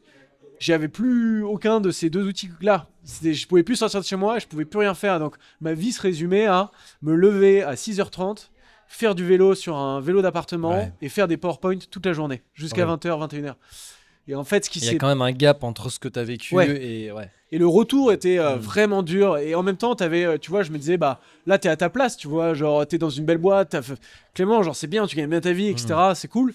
Tu vois, premier boulot, c'était vraiment bien. Hein. J'avais un appart qui est le meilleur appart que j'ai jamais eu, et qui était vraiment cool, tu vois. Et en fait, plus ça avançait, je me disais, mais je peux pas faire ça de ma vie, c'est pas possible. J'avais un peu je bataillais, j'étais un désaccord personnel qui était en mode je veux cette vie où je bosse beaucoup et puis j'ai un bon salaire, j'ai un statut, idéalement je travaille à l'étranger, je veux cette vie là, Et en même temps, j'avais cette envie d'avoir une vie beaucoup plus riche, beaucoup plus d'aventure et qui me faisait sortir des sentiers battus foncièrement, quoi. Ça, c'est un vrai sujet hein, que moi je vis au final quotidiennement parce que vivre l'aventure tous les jours, ça coûte de l'argent. Ouais. Et il faut en gagner pour vivre ces aventures-là. Et donc, du coup, pareil, je suis un peu, tu vois, tiraillé entre l'ambition, parce qu'il y a une aventure aussi dans l'entrepreneuriat, etc., de vivre ces aventures-là, qui m'intéressent aussi beaucoup, pour un objectif qui est de vivre des aventures. Ouais. Et donc, ça se tiraille un peu, parce que pour monter des choses, pour créer des choses, il faut du temps. Sauf que le temps grignote aussi tes possibilités d'aventure. Et donc, il y a mes 2 mois, il y a l'ambitieux qui veut essayer de faire des choses pour gagner un peu de sous, pour pouvoir vivre des aventures. Et puis, il y a le mec aussi qui dit, non mais en fait, je vais virer tout ça. Et j'ai vu et j'ai remarqué qu'on pouvait vivre avec pas grand-chose. Et je vais faire ça de ma vie. Sauf qu'après, c'est difficile. C'est vraiment... il faut faire off et se dire, soit on fait ça, soit on fait l'autre. Mais je crois, en fait, au final... je pense et j'espère, pour moi aussi, qu'on est capable aussi de faire les deux et de trouver un équilibre, tu vois. Ouais, je pense que exactement cette dualité, elle existe, elle est dure à concilier parce qu'en plus ça demande pas la même chose. Malheureusement, avoir une vie, en tout cas pour moi, j'ai l'impression que c'était dur à concilier et comme je suis assez quelqu'un de assez extrême dans mes décisions, j'ai beaucoup de mal à trouver le juste milieu. C'est soit je le fais à fond, soit je le fais pas. Et du coup, là, j'étais à fond dans le conseil. Et j'étais à fond en train de vivre une vie qui me plaisait pas. Et en fait, ce qui s'est passé, c'est que quand j'étais rentré en école de commerce, j'avais ajouté j'avais vu passer une BM sur Insta, je pense, une K1100 LT custom, magnifique. Et en fait, dans l'histoire, le gars disait qu'il avait qu'il sortait d'une boîte de management, qu'il a quitté son boulot pour monter son garage de custom. Et ça, à l'époque, je démarrais l'école de commerce, j'avais jamais fait de moto. Mais le narratif m'avait plu, je m'étais dit, tiens, c'est marrant, c'est stylé, j'avais ajouté le gars sur LinkedIn. Et en fait, ce qui s'est passé, c'est que ce gars-là, en fait, bossait chez Deloitte avant, donc la même boîte que moi. En Belgique, moi j'étais au Luxembourg, et en fait il était littéralement à 300 km de chez moi. Mais non. Et du coup, ce qui s'est passé, c'est qu'au bout de 8 mois, je me suis dit, et j'ai envoyé un message sur LinkedIn et je lui ai dit, hello mec, j'adore ta moto et je bosse chez Deloitte et je pense que j'ai les mêmes réflexions que toi, est-ce qu'on peut s'appeler? Et donc je l'appelle, on s'entend hyper bien, il me dit, tu sais quoi, viens me voir en Belgique, je profite, je vais le voir, machin, on boit une bière, hyper sympa, et en fait il me dit, tu sais quoi, je lui dis que moi je vais quitter mon boulot pour faire de la custom moto parce que je pensais que c'est ce que j'aimais à l'époque, tu vois. Je savais que je voulais explorer quelque chose que j'aimais les belles motos. Je me dis ok go. Et en fait du coup j'ai quitté mon boulot en juillet et après j'ai passé l'été à custom des motos dans son garage à Bruxelles. Et en fait là j'ai vraiment mis les 2 pieds dans le plat de la passion. Avec aucun argent. Ouais. Et là, vraiment, genre, j'apprenais des trucs qui étaient archi intéressants. J'étais entouré, j'ai rencontré des gens du monde de la moto qui m'ont vraiment confirmé le fait que je me sentais à ma place, là où dans le monde professionnel, je me sentais pas du tout à ma place. Parce que dans le conseil, dans le métier, il y avait la hiérarchie. Et en fait, la hiérarchie était reliée directement à mon âge. Et en fait, comme j'étais jeune, j'étais forcément... je ne savais rien. Bon, c'est pas forcément faux. Mais dans le monde de la moto, j'avais déjà vécu des choses que... Donc tu n'étais pas plus légitime, tu pouvais dire des choses. C'est ça, que des gens de 40 ans n'avaient jamais vécu. Il y avait une discussion, il y avait... Et en fait, je parlais d'égal à égal, là où dans d'autres endroits de ma vie, on ne parlait pas d'égal à égal, en fait. Et là, du coup, j'ai eu une des premières fois de ma vie, je me suis dit, là, je suis à ma place, en fait. Je parle avec des gens qui m'écoutent et qui, d'égal à égal. Et moi, c'était hyper important de parler aux gens comme ça. Et voilà, et du coup, j'ai fait fast forward. Je me dis que je vais faire un CAP. Je fais pas de CAP en mécanique moto, malheureusement, parce que je voulais le faire à distance pour pouvoir soit être en Belgique, soit dans mon garage. Je fais un CAP voiture. Okay. Donc j'apprends, on va dire, les bases de la mécanique voiture tout en travaillant sur des motos. Hein, parce que j'avais aucun intérêt pour la voiture, en fait. Bien sûr. Et du coup... Ça marche bien, ça? Non. Ouais. L'inverse m'aurait dit, tiens, on peut apprendre à faire un CAP voiture en ligne pour de la moto. J'ai dit, un mec, quand même, attends. Pas du tout, je suis un très mauvais mécanique. T'as eu ton CAP ou pas? Non, en fait, l'histoire, c'est que je suis parti dans le sud de la France pour commencer à retaper des motos. Et en fait, les finances commençaient sérieusement à manquer. Donc je vivais vraiment comme un ermite. Et en fait, ce qui s'est avéré, c'est que on m'a appelé un peu du jour au lendemain pour un boulot. Donc là, on devait être en décembre. Et à ce moment-là, on m'appelle pour un boulot en Australie, qui était quand même mon rêve de retourner en Australie parce que T'avais toujours ça au fond de toi. j'avais ça au fond de moi. Ouais. J'avais l'impression qu'en Australie, j'avais trouvé une culture où je me sentais à l'aise, la culture du sport, la culture tu vois, du bien-être, aussi un intérêt, une vision de l'équilibre travail. Ouais. Vie perso très différente, D'accord. où il y a un vrai respect de la vie privée et du coup du bien-être par extension. Et du coup, j'avais l'impression que j'étais vraiment à ma place. Je me sentais chez moi en fait là-bas. Et du coup, je rêvais de retourner là-bas, mais avec le Covid, c'était impossible. Et du coup, on m'appelle du jour au lendemain et on me dit ok, mec, on a une position pour toi. Est-ce que ça te dirait de faire des entretiens? On est en décembre. En l'espace de 10 jours, je passe tous les entretiens, case study, etc. Excellent. Pour un boulot qui a l'air assez excitant, il fallait démarrer une nouvelle branche de conseil dans une boîte en conseil digital, à être à Sydney et me former au social media marketing. Ok. Et du coup, démarrer ça, et du coup, je me dis, bon, ça a des nouvelles compétences. Ok. Et en fait, du coup, du jour au lendemain, j'ai rangé mes affaires et mon ex de l'époque était d'accord pour partir en Australie. Deal. Je fais les papiers. Un mois après, j'étais à Sydney. Trop bien. Elle me rejoignait 3 mois après dans ce nouveau boulot, en grosso modo. Donc t'avais ce truc, ça y est, tu pars, tu retournes à tes premiers amours. Ouais. Ouais. Donc là, Ouais. feu vert partout, quoi. Feu vert partout, le rêve dont Ouais. j'ai toujours vécu, dont j'ai toujours voulu. Enfin, un des rêves, en fait, une moitié de moi voulait. Mhm. Je suis dans la ville que je préfère sur la planète. J'ai un boulot qui est chouette. Et j'arrive en fait, pas si bien que ça. J'arrive pendant les plus grosses inondations depuis 40 ans. Donc on se Ouais, je me prend rappelle de ce truc. Ouais. un mois de Ouais. pluie chaotique. J'ai pas d'amis, j'ai absolument pas d'argent. Parce que je suis parti endetté de 2000 euros auprès de ma mère parce que j'avais pas d'argent du coup en France. Et donc je fais que bosser, faire un peu de sport. Ça se passe pas hyper bien. Je m'achète finalement une auto qui me permet de respirer parce qu'en fait du coup j'étais coincé dans la ville. Ouais. Et c'est un pays qui est gigantesque et quand t'as pas de moyens de transport, c'est quand même très compliqué de faire des choses. Bien sûr. Du coup, je tiens ma moto, mon ex me rejoint, la vie qui commence à un peu mieux fonctionner, mais en fait, ça prend pas. Au moment où je suis arrivé, la boîte s'effondrait plus ou moins. En fait, le directeur qui m'avait recruté, qui moi me plaisait beaucoup, part. Avec lui, un peu cette vision qu'ils avaient de moi dans la boîte semble disparaître. Il semble que je prends place dans une position qui devait pas durer, enfin en tout cas parce que moi j'avais compris. Du coup, la position me plaît pas trop. L'Australie, le principe c'est que tu es sponsorisé pour rester. Ouais. Donc tu t'es lié à ton Par entreprise. rapport au visa, Par tu peux rapport pas au rester visa. tant que tu veux. Ouais. Exactement. Et du coup, finalement, professionnellement, ça se passe pas si bien que ça. Mon ex se plaît pas du tout en Australie. Elle a quitté un travail qu'elle aimait beaucoup en France pour être là. Elle se plaît pas du tout. Elle adhère pas trop à la culture, au manque de culture australienne peut-être. Et en fait, franchement, tout se passe pas très bien. Et donc, on se dit que il faut faire changer les choses. Et du coup, moi, je demande à bosser en télétravail et à partir, grosso modo, de Sydney. Et D'accord. on avance, on part un peu au nord et fast forward, ça se passe de moins en moins bien. On décide de se séparer. Elle décide de rentrer en fait en France. Moi, je décide de passer en contrat freelance. Je refuse mon visa, ce qui était quand même le rêve pour Ouais, moi. Sésame, ouais. Le sésame. Donc je refuse ça en me disant je peux pas. J'aime trop mon travail, j'aime trop ce que je fais de mes 8 à 17 heures en gros. Il faut absolument que je sois passionné de ce que je fais.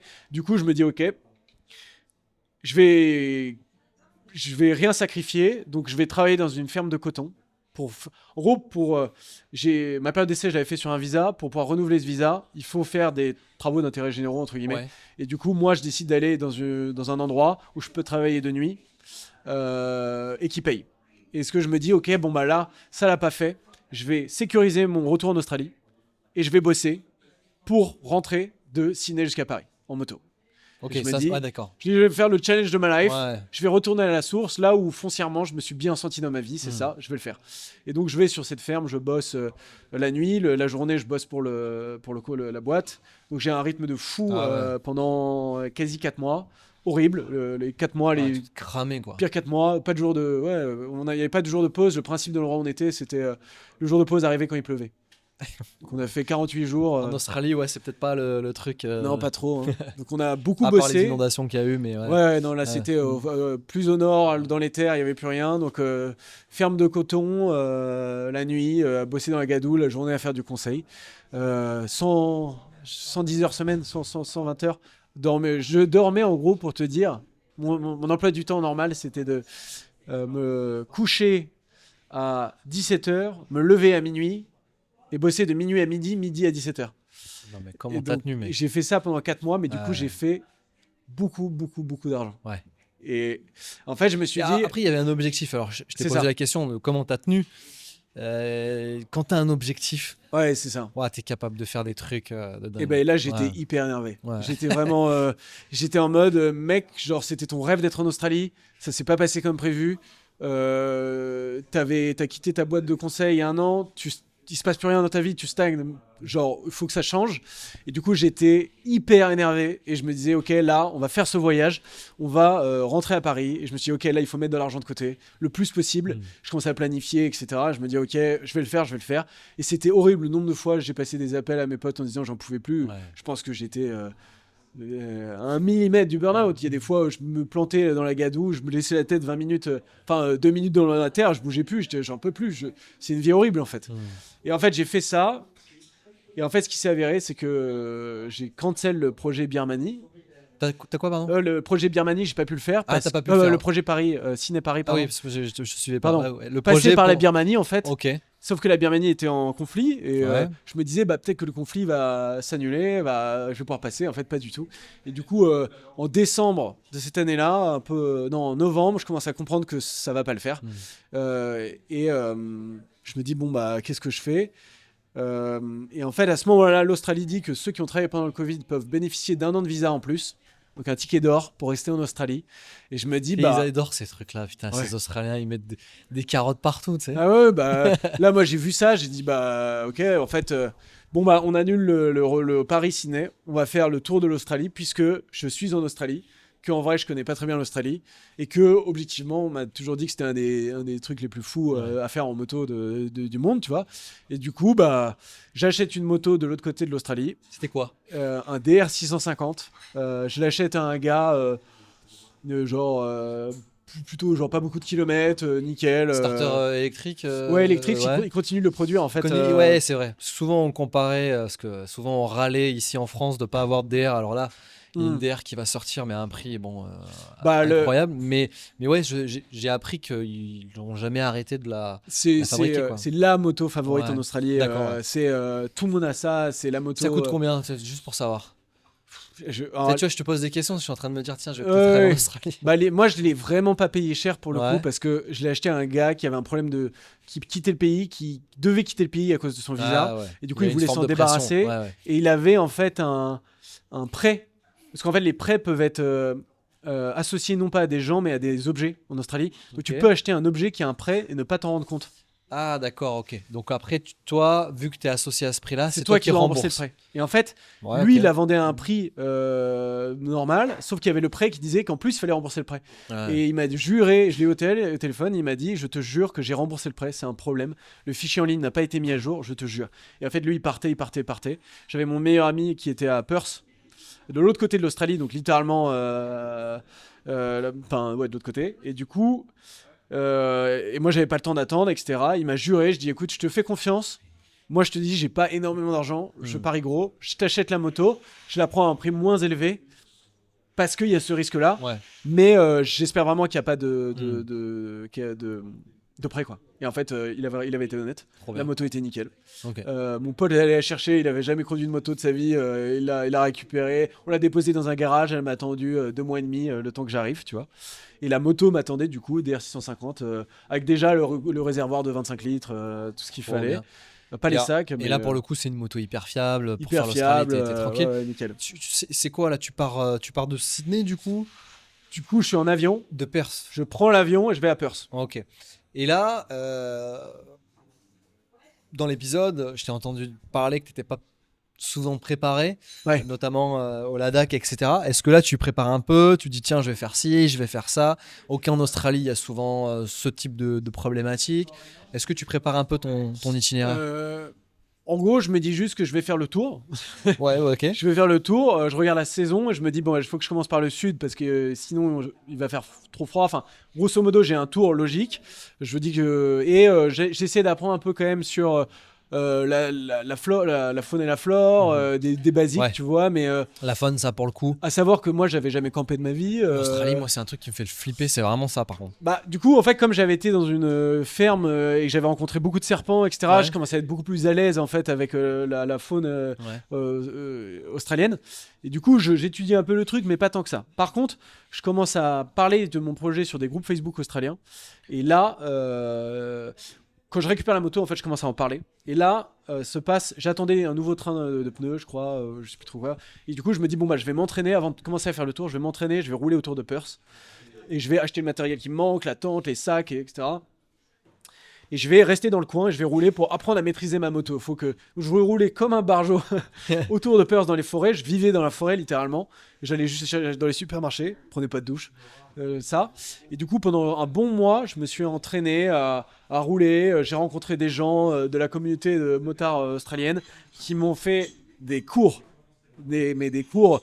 J'ai rencontré une Rose Adventure peut-être, une dame de 55-60 ans qui était trader avant et qui a quitté son boulot et qui est, je pense, une des personnes les plus folles que j'ai vues de ma vie, qui a fait le tour de l'Australie avec un CRF solo et qui chasse à l'arc Non.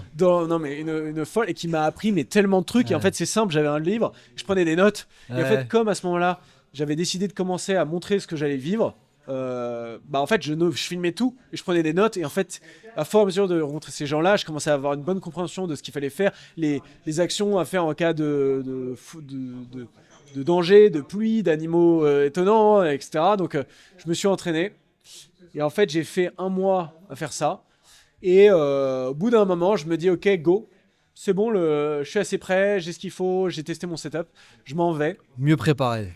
Mieux préparé quand même, j'ai de l'équipement, je me suis Ouais. acheté des bottes, les meilleures bottes possibles, j'ai ce qu'il faut, j'ai quand même Le tracker. le tracker, Ouais. j'avais fait un appel avec une Française qui pareil avait fait le tour du monde de l'Australie en DR 650, qui m'a extrêmement aidé, m'a donné toutes les maps qu'il fallait utiliser, quelle map télécharger, m'a envoyé 100 pistes à tester, et elle me dit entraîne-toi sur le sable, parce qu'il y a des zones en Australie, il y a beaucoup de sable, et je me dis ok.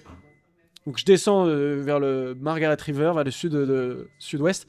Et il y avait une piste de sable et je me dis dimanche, je me dis ok vas-y, j'y vais. Je prends la piste de sable. Jamais roulé dans le sable de ma vie, hein, aussi profond. Genre un sable, tu lâches la moto, elle tient debout toute seule quoi. Ouais. Ce genre de sable.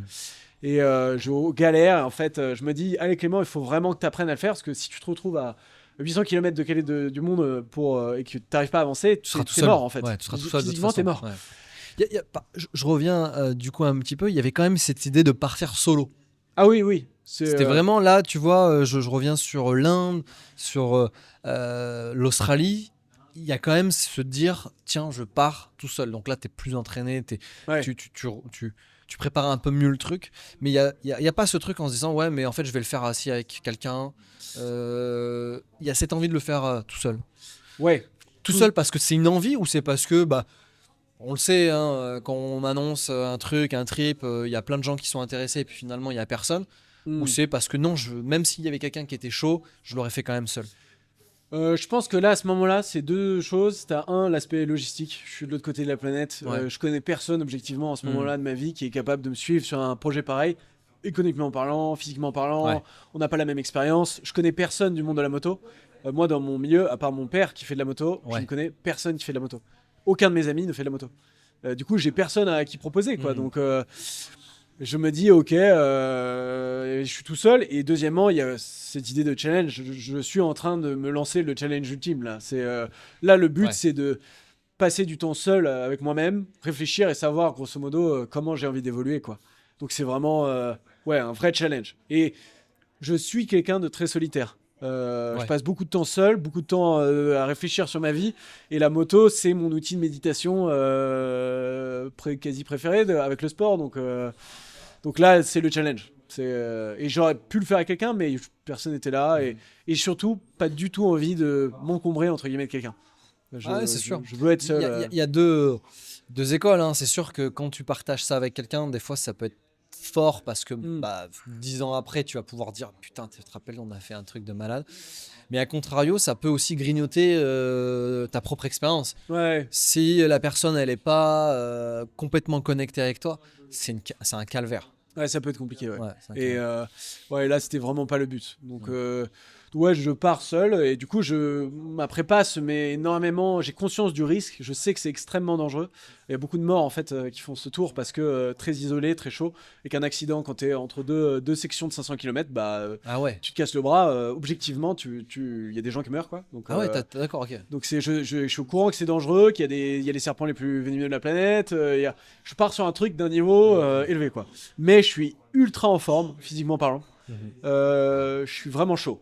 Et je me dis ok, ça va le faire. Je pars avec un mindset solide et le 3 jours après être parti, je me dis ok, donc je vois ces pistes de sable, je m'entraîne et là je tombe 1, 2, 3, 4, 10 fois, je suis mais en nage, mais comme pas possible. Ouais. Et puis il y a un moment, je tombe et je me retourne littéralement, la moto passe au-dessus de moi dans une montée de sable et je me défracte le poignet. Et en fait, je tombe, je regarde, il y a de l'huile partout, trou dans le moteur, j'essaie de relever la moto, impossible d'attraper la moto, le poignet est vraiment tordu quoi. Et je me dis, waouh, c'est terminé. Pas bon quoi. Ouais. Et du coup, l'ironie de cette histoire, c'est que 5-10 minutes avant, il y avait un 4x4 qui m'avait dépassé sur la piste de sable et qui m'avait donné une bière en me disant bien joué mec, on t'a vu, t'as galéré, t'as rien lâché, bravo. Bon 5 minutes après, je me suis planté. Et l'histoire, c'est que là, heureusement, j'étais pas trop loin. J'ai marché, on va dire, 10-15 km dans le sable pour rejoindre la première route. Je fais du stop, j'arrive à la station-service. Ouais. Et en fait, je connais personne. J'envoie un message sur un groupe Facebook et je dis bonjour à tous. Je pense que j'ai eu un gros problème en moto. Je pense que je me suis cassé la main et que j'ai cassé la moto. Est-ce que quelqu'un dans la région, je donne ma localisation, pourrait m'aider? Et l'histoire est folle. C'est que en 10 minutes, il y a un gars qui répond et qui me dit hello Clem, give me your number. Donne-moi ton numéro. Je dis ok. Il m'appelle. Il me dit ok, t'es où? Je lui dis exactement où je suis. Il dit ok. Écoute, bouge pas, j'arrive. Et moi, je me dis quand même, genre, cool, je sais pas qui est ce gars, mais why not, mais qu'est-ce qu'il veut de moi? Est-ce que c'est un gars qui a profité du fait que, tu vois, j'ai une moto qui est abandonnée, en fait, à 10 km d'ici, dans le sable, où il y a mon ordinateur, il y a tout. Je me dis que c'est un gars qui va venir me voler et tout. Je dis ok, bon, vas-y, viens. Je trouve qu'on a une faculté, moi aussi perso, à se tordre le cerveau, même si on a vécu des belles rencontres. Putain, on est quand même capable de se dire ouais, en fait, il y a peut-être quelqu'un de mal intentionné quoi. Je pense que c'est normal et je pense que c'est pas mauvais aussi d'être un peu faire attention. De faire un peu attention et ce gars, donc je suis à la station-service, je m'achète des sacs de glace, j'attends et tout, je me dis bon, je savais pas si j'avais le poignet cassé ou pas, juste il était tordu et je pensais que j'avais un peu une entorse, mais voilà. Le gars arrive à 2h du matin avec un énorme 4x4, un trailer, une remorque quoi, son fils, il me dit ok, let's go. Dis-moi où est ta moto, je vois la localisation, on y va. On va dans le sable la nuit, on récupère ma moto, on la met sur le trailer. Il dit ok, je te ramène à Perth. En fait, là, je comprends que le gars, il est arrivé à 2h du matin, avait roulé 5 heures pour venir me chercher. Mais non. On refait 5 heures, plus ou moins, dans l'autre sens. On arrive chez lui, il m'ouvre le canapé, il me dit bon, allez, vas-y, dors, demain, je t'emmène à l'hôpital. Et il me dit dans la voiture, il me dit non, mais tu sais, tu dois pas être fracturé parce que si t'es fracturé, tu seras en train de hurler, etc. Je dis ouais, c'est vrai que ça va, tu vois. Donc je dors. Le lendemain, pour faire le parcours, le bon parcours pour l'assurance, je vais d'abord chez un médecin généraliste. Et là, le médecin généraliste me dit mais gros, tu vas aux urgences tout de suite en fait. Ah ouais. Je vais aux urgences, donc là, lui, il m'amène aux urgences, etc. J'arrive aux urgences, et en fait, ils me prennent en urgence, ils me font une radio, etc. En fait, il s'avère que j'avais coupé la circulation, une partie de ma circulation sanguine dans ma main, que tout commençait à gonfler. Horrible. J'avais fait fracture, je m'étais déchiré, je sais plus, un ligament, je sais pas trop quoi. J'avais disloqué mes os, ils s'étaient écartés en gros et bougé. Et du coup, en urgence, ils sont obligés de m'opérer parce que ils peuvent pas m'endormir parce qu'il n'y a plus de place pour l'anesthésie, donc ils décident de m'opérer sans m'endormir. Il me faut une anesthésie générale, ils me replacent les os, une anesthésie locale. Ils me replacent les os pendant que je suis réveillé, etc. Et grosso modo, je passe 4 jours à l'hôpital, je me fais opérer 2 fois, je dors à l'hôpital, et en fait, je sors de ce truc-là. J'ai encore 2 autres opérations qui attendent. Et Johan me dit, écoute, viens, retourne chez moi. Je retourne chez lui. Il me dit, prends tes affaires, je vais t'amener dans mon hangar. Et en fait, il m'explique qu'il a une société, il travaille dans les mines en gros, qu'il a un hangar avec des motos, parce qu'il est passionné de motos, que dans ce hangar, il y a un simulateur de golf. Et il me dit, ce qu'on va faire, c'est que tu vas rester ici jusqu'à que tu sois soigné. On va réparer ta moto. Et ensuite, tu reprendras à la route. Parce que moi, je lui disais, moi, c'est fini, mon voyage est fini, j'ai plus assez d'argent pour payer les réparations. Ça faisait combien de temps que tu étais parti là ? Ça faisait du coup 1 mois et demi que je roulais autour de Perth, quoi. Ouais, c'est arrivé super tôt. Mais oui, t'étais resté dans j'étais en termes de kilomètres, j'étais à 300 km de Perth, tu vois. C'était rien, j'avais rien fait. Et je me dis, c'est fini, tu vois. Et mentalement, tu devais être. Mentalement, j'étais en mode, c'est relou. Et en fait, je me dis non. Et en fait, j'abandonne pas, il est hors de question d'abandonner, en fait. Genre, moi, je suis venu, je vais faire ce projet. Et donc, j'ai attendu 8 semaines à vivre à dormir dans un simulateur de golf. Il y avait les motos derrière. Je errais en Marcel t-shirt dans une zone industrielle de Perth. Le seul truc le plus marrant qu'il y avait à côté de chez moi, c'était un fast-food mexicain. Je faisais 1 fois par semaine, c'était mon highlight de la semaine. Et j'ai attendu 8 semaines que je fasse les opérations, que je me répare. 8 semaines, ouais. J'ai appris à faire des vidéos à une main sur mon téléphone pendant que j'étais là-bas. J'ai lu des livres de storytelling et je me préparais. Et je me disais, mec, tu vas te réparer.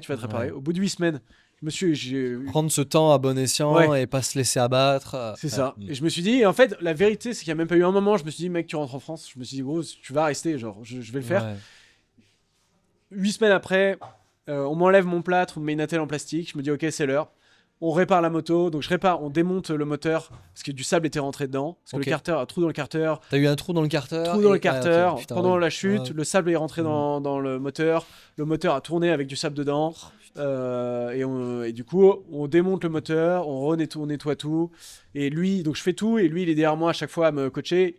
Il passait de temps en temps, je l'attendais pour tout ce que je savais pas faire, je l'attendais. À 2, on arrive à remonter la moto, on l'a fait tourner une première fois. Le grain de sable encore dedans, le starter part en diagonale, se plante dans la moto.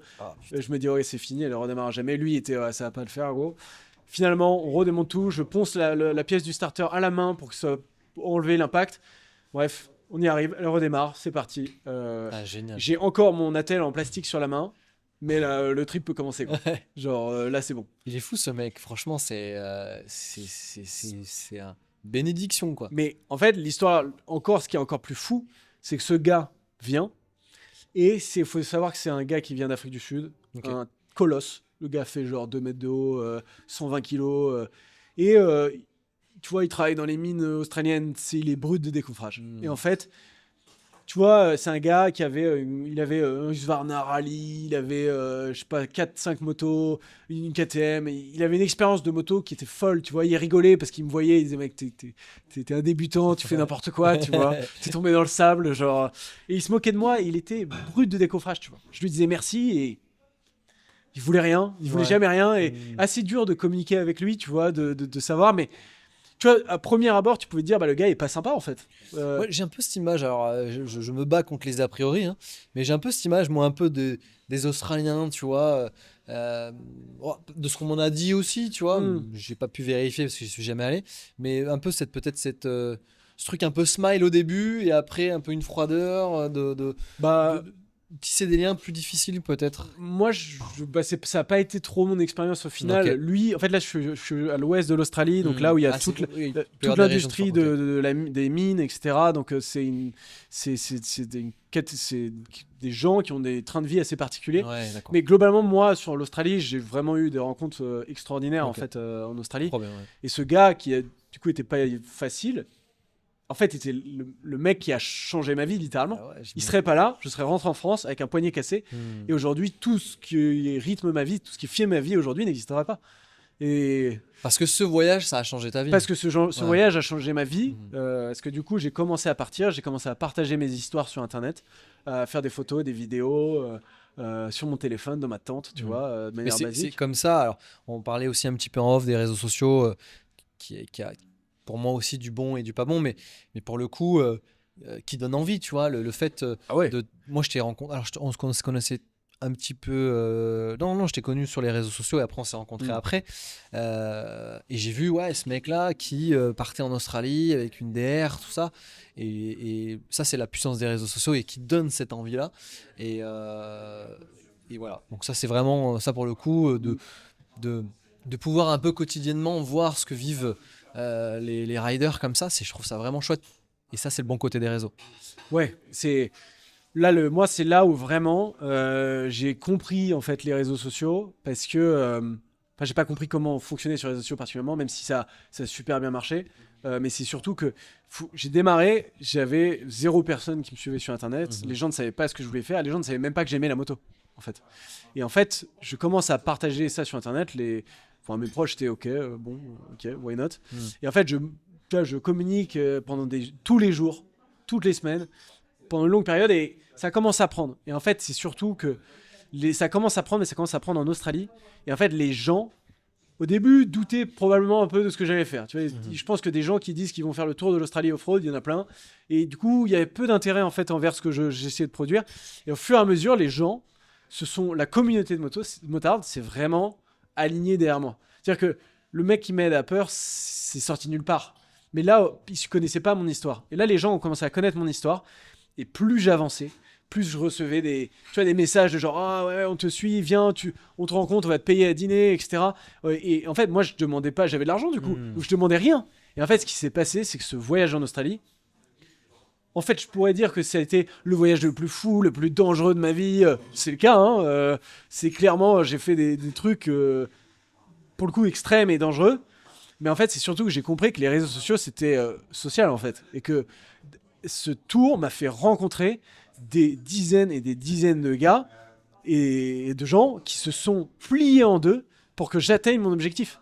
Mais des exemples, des gens que je ne connais pas qui me laissaient les clés de leur appartement sous le paillasson et me disaient Clément, je suis parti en voyage, viens chez moi, je t'ai acheté des stocks de boîtes de conserve, fais comme chez toi pendant 3-4 jours et après reprends ta route, good luck, tu vois. Et ça, c'est pas une fois. Ça, on me l'a fait plus d'une dizaine de fois. J'ai des gars qui ont dépouillé leur moto, parce que tout le monde a des DR. J'avais des problèmes parfois mécaniques, tu vois, des pièces qui manquaient, et au fin fond de l'Australie, tu peux pas les trouver. Des gars qui ont dépouillé leur moto pour me donner leurs pièces. C'est génial. T'es là, mais mec, je t'en demande pas autant, tu vois. Et les gars, ils sont non, gros, fais-le, tu vois. Et ça que j'aime bien aussi dans ton histoire, tu t'es servi des réseaux sociaux qui semblent être un petit peu de loin un peu futiles, tu vois. Bon, voilà, c'est les réseaux sociaux. Il y en a où c'est très futile, il y en a où ça peut, comme je l'ai dit, être utile à quelqu'un qui veut et qui souhaite le faire aussi, tu vois. Mais ce que tu as réussi à faire, c'est convertir quelque chose de virtuel en physique. Ouais. C'est-à-dire que les gens qui t'ont suivi, bah, tu les as vraiment rencontrés et ça, t'as tout gagné, tu vois. C'est trop bien. J'ai rencontré. En fait, t'as une rencontre qui aurait été plus difficile un peu parce que l'Australie c'est très grand, parce que c'est difficile finalement de rencontrer quelqu'un comme ça par le hasard parfois. Bah en fait là, t'as repoussé un peu, enfin t'as poussé le hasard à venir vers toi grâce Ah ouais. aux réseaux sociaux. Et c'est, toi, Margaret River, j'ai dîné avec un gars, je me souviens plus de son nom sur Facebook, mais le mec avait peut-être 60-70 ans, et il avait une map chez lui où il avait roulé partout sur la planète, et en fait, tu vois, j'étais chez lui, ouais, 70 ans je pense, on a bu du vin, il m'a fait un plat, on a parlé de moto toute la soirée, et il m'a donné des tonnes de conseils, tu vois, et c'était extraordinaire. C'était vraiment, j'ai passé des tonnes de soirées et de dîners avec des gens qui avaient mon âge, parfois 30 ans de plus, parfois 40 ans, et à parler de la vie, de la moto. J'ai rencontré un autre Australien qui m'a invité dans sa maison de famille avec sa femme, ses enfants, des amis à lui. On allait rouler avec toute sa bande de potes le lendemain dans le New South Wales. Je veux dire, ça m'a... Et je pense que c'est aussi aujourd'hui pour ça que j'aime autant l'Australie, c'est que j'ai été accueilli à bras ouverts par les Australiens et la communauté motarde. Et l'expérience de ce voyage, c'est pas que c'était le voyage le plus fou, le plus dangereux de ma vie, ça l'est. C'est que vraiment, et je le pense de manière, j'en suis convaincu, c'est que la communauté enfin la communauté motarde, on est la meilleure communauté de la planète. Mais vraiment. Et en fait, si tu joues le jeu et que tu communiques de manière très authentique sur tes envies, etc., et que tu te mets des objectifs comme ça, les gens, c'est pas qu'ils te regardent, c'est que ils veulent participer à ça. Il y a vraiment, c'est une vraie communauté, et ça avait été prouvé en Inde, ça a été prouvé au Cambodge, ça a été prouvé là. C'est une vraie communauté mondiale, quoi. Ah, t'as raison. Vouloir participer à un bout de ce que tu vis, c'est cool, ouais. Ouais. Je prends l'exemple de Captain Morgan. Il y a pas très longtemps, il est rentré en France. Il a donné rendez-vous à sa communauté à un endroit, je sais plus où exactement, et il a fait les derniers kilomètres avec eux. Mais genre, il y avait, je sais pas moi, 100 ou 200 personnes, tu vois. Il y avait cette envie de suivre cette personne-là un peu virtuellement, Ouais. un peu factice, parce qu'on peut pas toucher la personne. Mais par contre, physiquement, ça a aidé à faire rencontrer ces gens-là. Et je trouve que pour le coup, ça a une vraie utilité. Tu disais que c'était dangereux, que ça a été l'un des plus beaux voyages, et tu l'as dit, pourquoi par ces rencontres aussi. Là, je vais revenir à aussi la moto. Là, tu es dans ton casque, tu es sur cette DR. Qu'est-ce que tu vis? Qu'est-ce que tu vois? Est-ce que tu bouffes de la poussière? Est-ce que tu traverses? Tu parlais d'animaux, tu disais dangereux. Bah, c'est quoi là? J'ai envie d'être avec toi là. Concrètement, c'est. En fait, j'ai fait 25 000 km en tout. 25 000. En combien de temps? J'ai fait donc 6 000 sur le premier mois et demi. Et Premier mois et demi, 6 000. Ouais, c'est 5 000 à peu près, ouais, ouais, ça. c'est énorme. Je roulais tout le temps. Je roulais 10 heures par jour, nuit et jour, 24 heures sur 24, pas de pause. Et en fait, concrètement, c'est un peu plus rustique. Je vais pas à l'hôtel, jamais. Ok. Je mange des boîtes de conserve tout le temps. Je me douche pas, parfois pendant genre 2 semaines, 3 semaines. En fait, je ne cherche pas le confort. Je suis à l'aise dans ma tente et même pire que ça. À l'aise avec mon odeur. Pas à l'aise avec mon odeur, je ne plus rien. Et je vis dans la poussière. Ouais. Et pire que ça, c'est que je ne veux même plus aller dans les villes. Je vais à un moment, parce que je voulais quand même faire le tour des villes que je connaissais pas. Et chaque expérience où je vais dans des villes, je suis devenu un ermite. J'ai du mal à vivre dans les gens. Je suis pas à l'aise quand il y a des gens autour de moi. Je dors mieux dans la nature, en fait. Et je campe et en fait, je roule pas sur les routes. Je fais que du off-road, majoritairement. Et donc, j'avance là où il y a personne et je mange de la poussière et je roule. Chaque jour, je me réveille le matin. Allez, on déchire tout et on avance, quoi. Et c'est ça pendant longtemps. Je passe par beaucoup de climats. J'ai eu hyper froid. J'ai démarré d'abord dans le chaud. D'abord démarré dans le chaud. Je suis allé faire je ne me souviens plus trop des noms des parcs, malheureusement, mais des expériences de fou. Où je me dis, tu vois, je fais des feux de camp la nuit, je regarde les étoiles et je me dis, mais. Enfin, là, je suis l'homme le plus vivant qui existe sur cette planète, en fait. Je suis ultra présent, chanceux, quoi. Ouais. Je suis vraiment... Et je traverse des canyons, je fais des pistes qui sont réputées dures, des pistes de 400 km de off-road qui envoient fort. Et en fait, moi, j'ai le poignet cassé. Ma moto, quand elle tombe, j'ai beaucoup de mal à la soulever. J'ai beaucoup de mal à me mettre de dos et à la tirer. C'est une galère. Donc, en fait, je ne suis pas concentré. Je suis ultra concentré. J'ai une peur bleue du sable. Donc ça fatigue énormément donc, en plus mentalement d'être hyper focus. C'est ça bute. Ça tue, mais parce qu'en fait, il y a le... Tu passes souvent dans ce genre de voyage, tu vois, comme les distances sont énormes, t'as 25 litres d'essence, t'as peut-être une réserve. Il y a beaucoup de moments où il n'y a pas de retour arrière, en fait. T'arrives à un moment où, genre, la distance qui est derrière est plus longue que la distance qui est devant. T'as pas de point de non-retour, tu sais qu'à un moment donné, il faut que t'avances, quoi. C'est ça. Et en fait, là, si tu deviens tellement sérieux vis-à-vis du fait d'avancer, parce que c'est... En fait, là, c'est une situation de vie ou de mort, objectivement. C'est en mode, si aujourd'hui j'ai un accident ici, et que je me casse le bras, peut-être que je meurs. Ouais, c'est ça que tu disais, c'est que là, on n'a pas cette conscience quand on voyage, on se dit on peut avoir un accident, etc. On n'y pense pas d'ailleurs quand on voyage. Mais là, s'il passe un truc, tu peux canner, quoi. Je me fais mordre par un serpent, je suis mort. C'est littéralement ça. Quand je bossais dans la ferme, il y avait beaucoup d'anciens militaires australiens qui m'avaient expliqué pas mal de choses, donc aussi que ça arrivait souvent à certains des militaires étrangers qui venaient faire des séances d'entraînement en Australie, qui avaient des morsures, etc. Et moi, dans ma situation actuelle, c'est des choses que je ne peux pas me permettre. J'ai une trousse de survie, mais je me fais mordre, je suis mort. Je me fais une fracture ouverte dans le désert, je suis mort. Et donc en fait, c'est des distances qui sont phénoménales. Et du coup, je suis en mode survie, vraiment.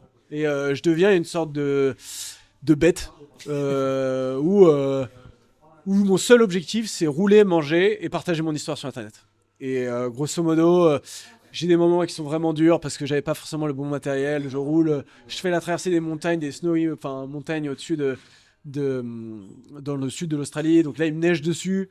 Je suis en mode ok, j'avais pas prévu ça Ouais. parce que comme je me suis cassé le poignet pendant 8 semaines, la saison avait avancé, l'hiver était arrivé. Et du Ah, coup, d'accord, ok. je commence à camper sous la neige. C'était enfin, je tremblais la nuit. De nouveau, je vivais l'expérience de l'Inde où j'avais pas l'équipement, alors que là, cette fois-ci, j'avais investi. Et donc ça allait pas. Enfin, beaucoup de moments à serrer les dents, des journées entières à serrer les dents, à me dire allez, t'avances, petit pas par petit pas. Et jusqu'à fondamentalement faire des rencontres tout le long, kiffer, devenir meilleur, enfin vraiment progresser fondamentalement sur la moto, à vraiment devenir à l'aise avec ma moto, à faire des chemins où avant j'aurais vraiment tremblé. Je faisais vraiment plus que un avec ma moto à la Ouais. fin. C'était ma maison, c'était mon outil de survie, c'était tout ce que j'avais. La traitais, je notais tout au kilomètre, mes pleins, tout ce que je faisais pour prendre soin d'elle. Ouais. Je savais que si elle mourait, je mourrais en fait. Ouais, grosso c'est modo, ça. Oui, parce de que près. il y a ce truc-là aussi, hein, c'est que tu parlais de morsure, tout ça. C'était un problème mécanique Ouais. en plein milieu de rien. Si personne vient te chercher, Bah, ça peut j'avais être chaud, tout. quoi. Tous les outils qui m'avaient permis de remonter la moto. J'avais remonté la moto. Et ouais, Je tu la savais connaissais. Ouais. quasi tout faire, tu vois.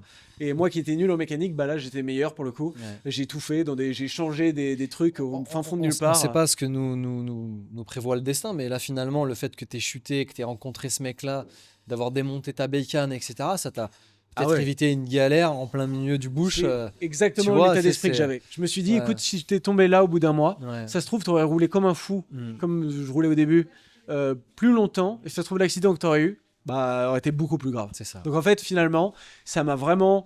J'ai roulé, j'ai pris une attitude de. J'étais pas là pour la vitesse, j'étais pas là pour le score, j'étais là pour arriver à destination.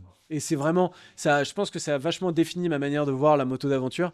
Mon but, c'est pas d'aller spécialement vite. Mon but, c'est pas de.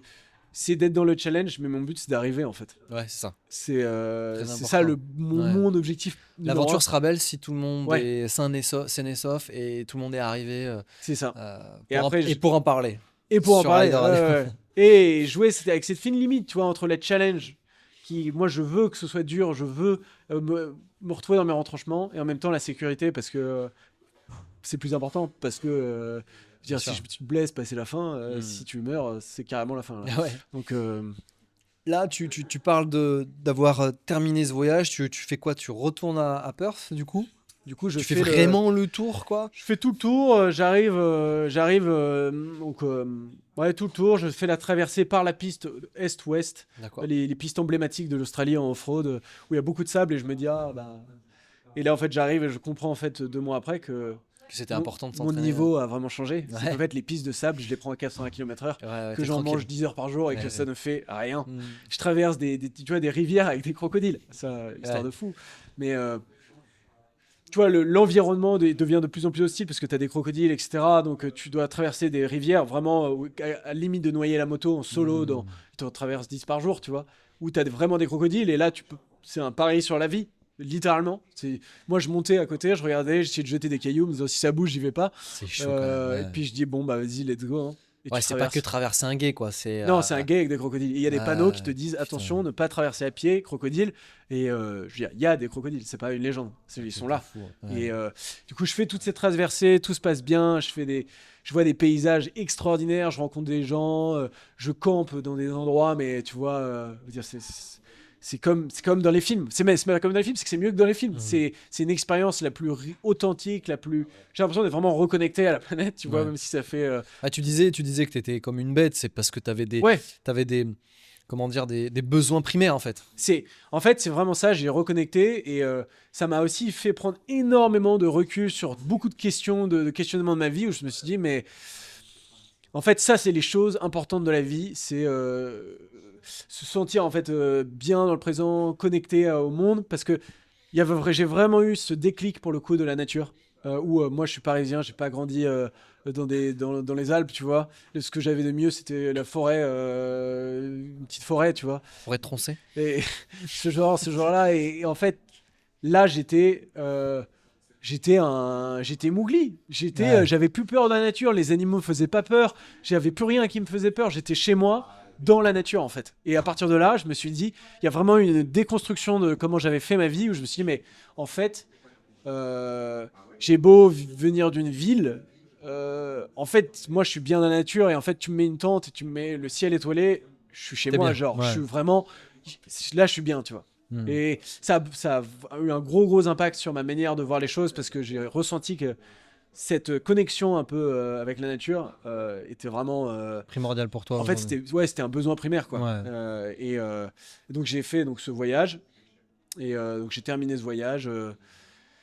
Et grosso modo, j'ai décidé de rentrer en France. Voilà, j'ai profité d'être un peu en Asie. Je suis Et rentré en comment France. on se ressent, comment on ressent les choses après avoir vécu une telle aventure, d'avoir vécu si proche de la nature et de retourner en France et de se dire bah tiens, je vais reprendre. On parlait de gap tout à l'heure. Je sais pas si c'était en off ou sur l'épisode. Le gap, ah si c'était pendant l'épisode. Le gap entre vivre avec rien et revenir en France et se dire bah tiens maintenant il faut que je retravaille et je rebosse dans le marketing. C'est des choses qui sont utiles. Marketing, tu vois, c'est bon, Ouais, c'est ouais. utile, mais c'est pas. Je me mets dedans, on va Hmm. pas sauver la planète. Non, non, Voilà, non. tu vois. Et donc, c'est comment on arrive à trouver ce bon équilibre et se dire, mais en fait, c'est ok, tu vois, avec ça. Bah, en fait, là, quand je suis rentré en France, je suis pas rentré pour trouver un travail Ok. directement. Donc, ça aide déjà. Ouais. Il y a un En sas, fait, quoi. je suis rentré pour un mariage. Et en fait, je suis rentré. Ça faisait des mois que je vivais seul, en fait, Ouais. dans une tente. Hmm. J'étais extrêmement isolé. En rentrant à la civilisation, j'avais du mal à marcher dans la rue. J'avais vraiment un problème. Ça m'avait vraiment changé la manière la manière de vivre. Je vivais mal en société avec les humains, quoi. Ouais. C'était vraiment pas une blague. Et en fait, donc je rentre parce que j'ai quand même un besoin de reconnecter avec les gens de mon entourage, mes amis, ma famille, que j'ai pas vu depuis 2 ans en fait à ce moment-là. Et donc je rentre en France pour ce mariage-là.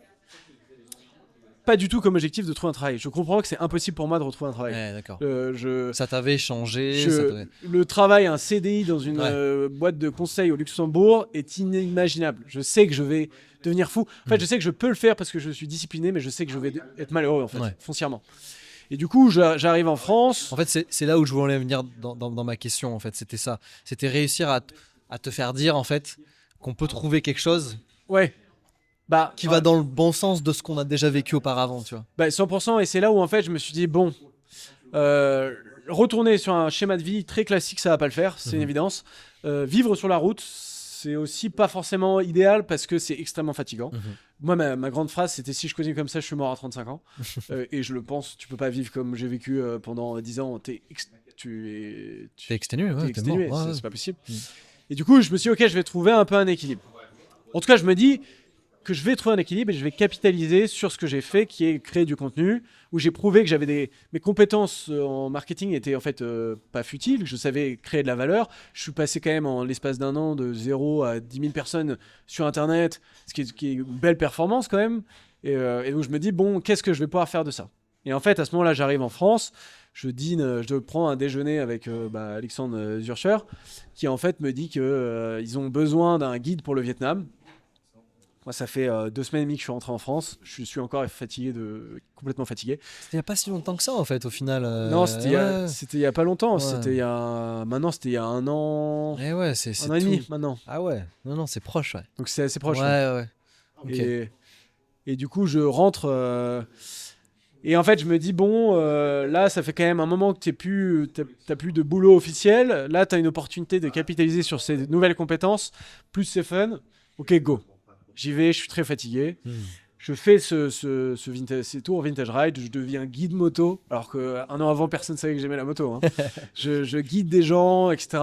Expérience très enrichissante sur le fait de guider des gens qui sont plus vieux que moi, certains qui ont plus d'expérience que moi, de guider un groupe. Tu vois, première fois, je pouvais guider une douzaine de personnes, gérer les difficultés. Mais en fait, finalement, c'est de l'humain.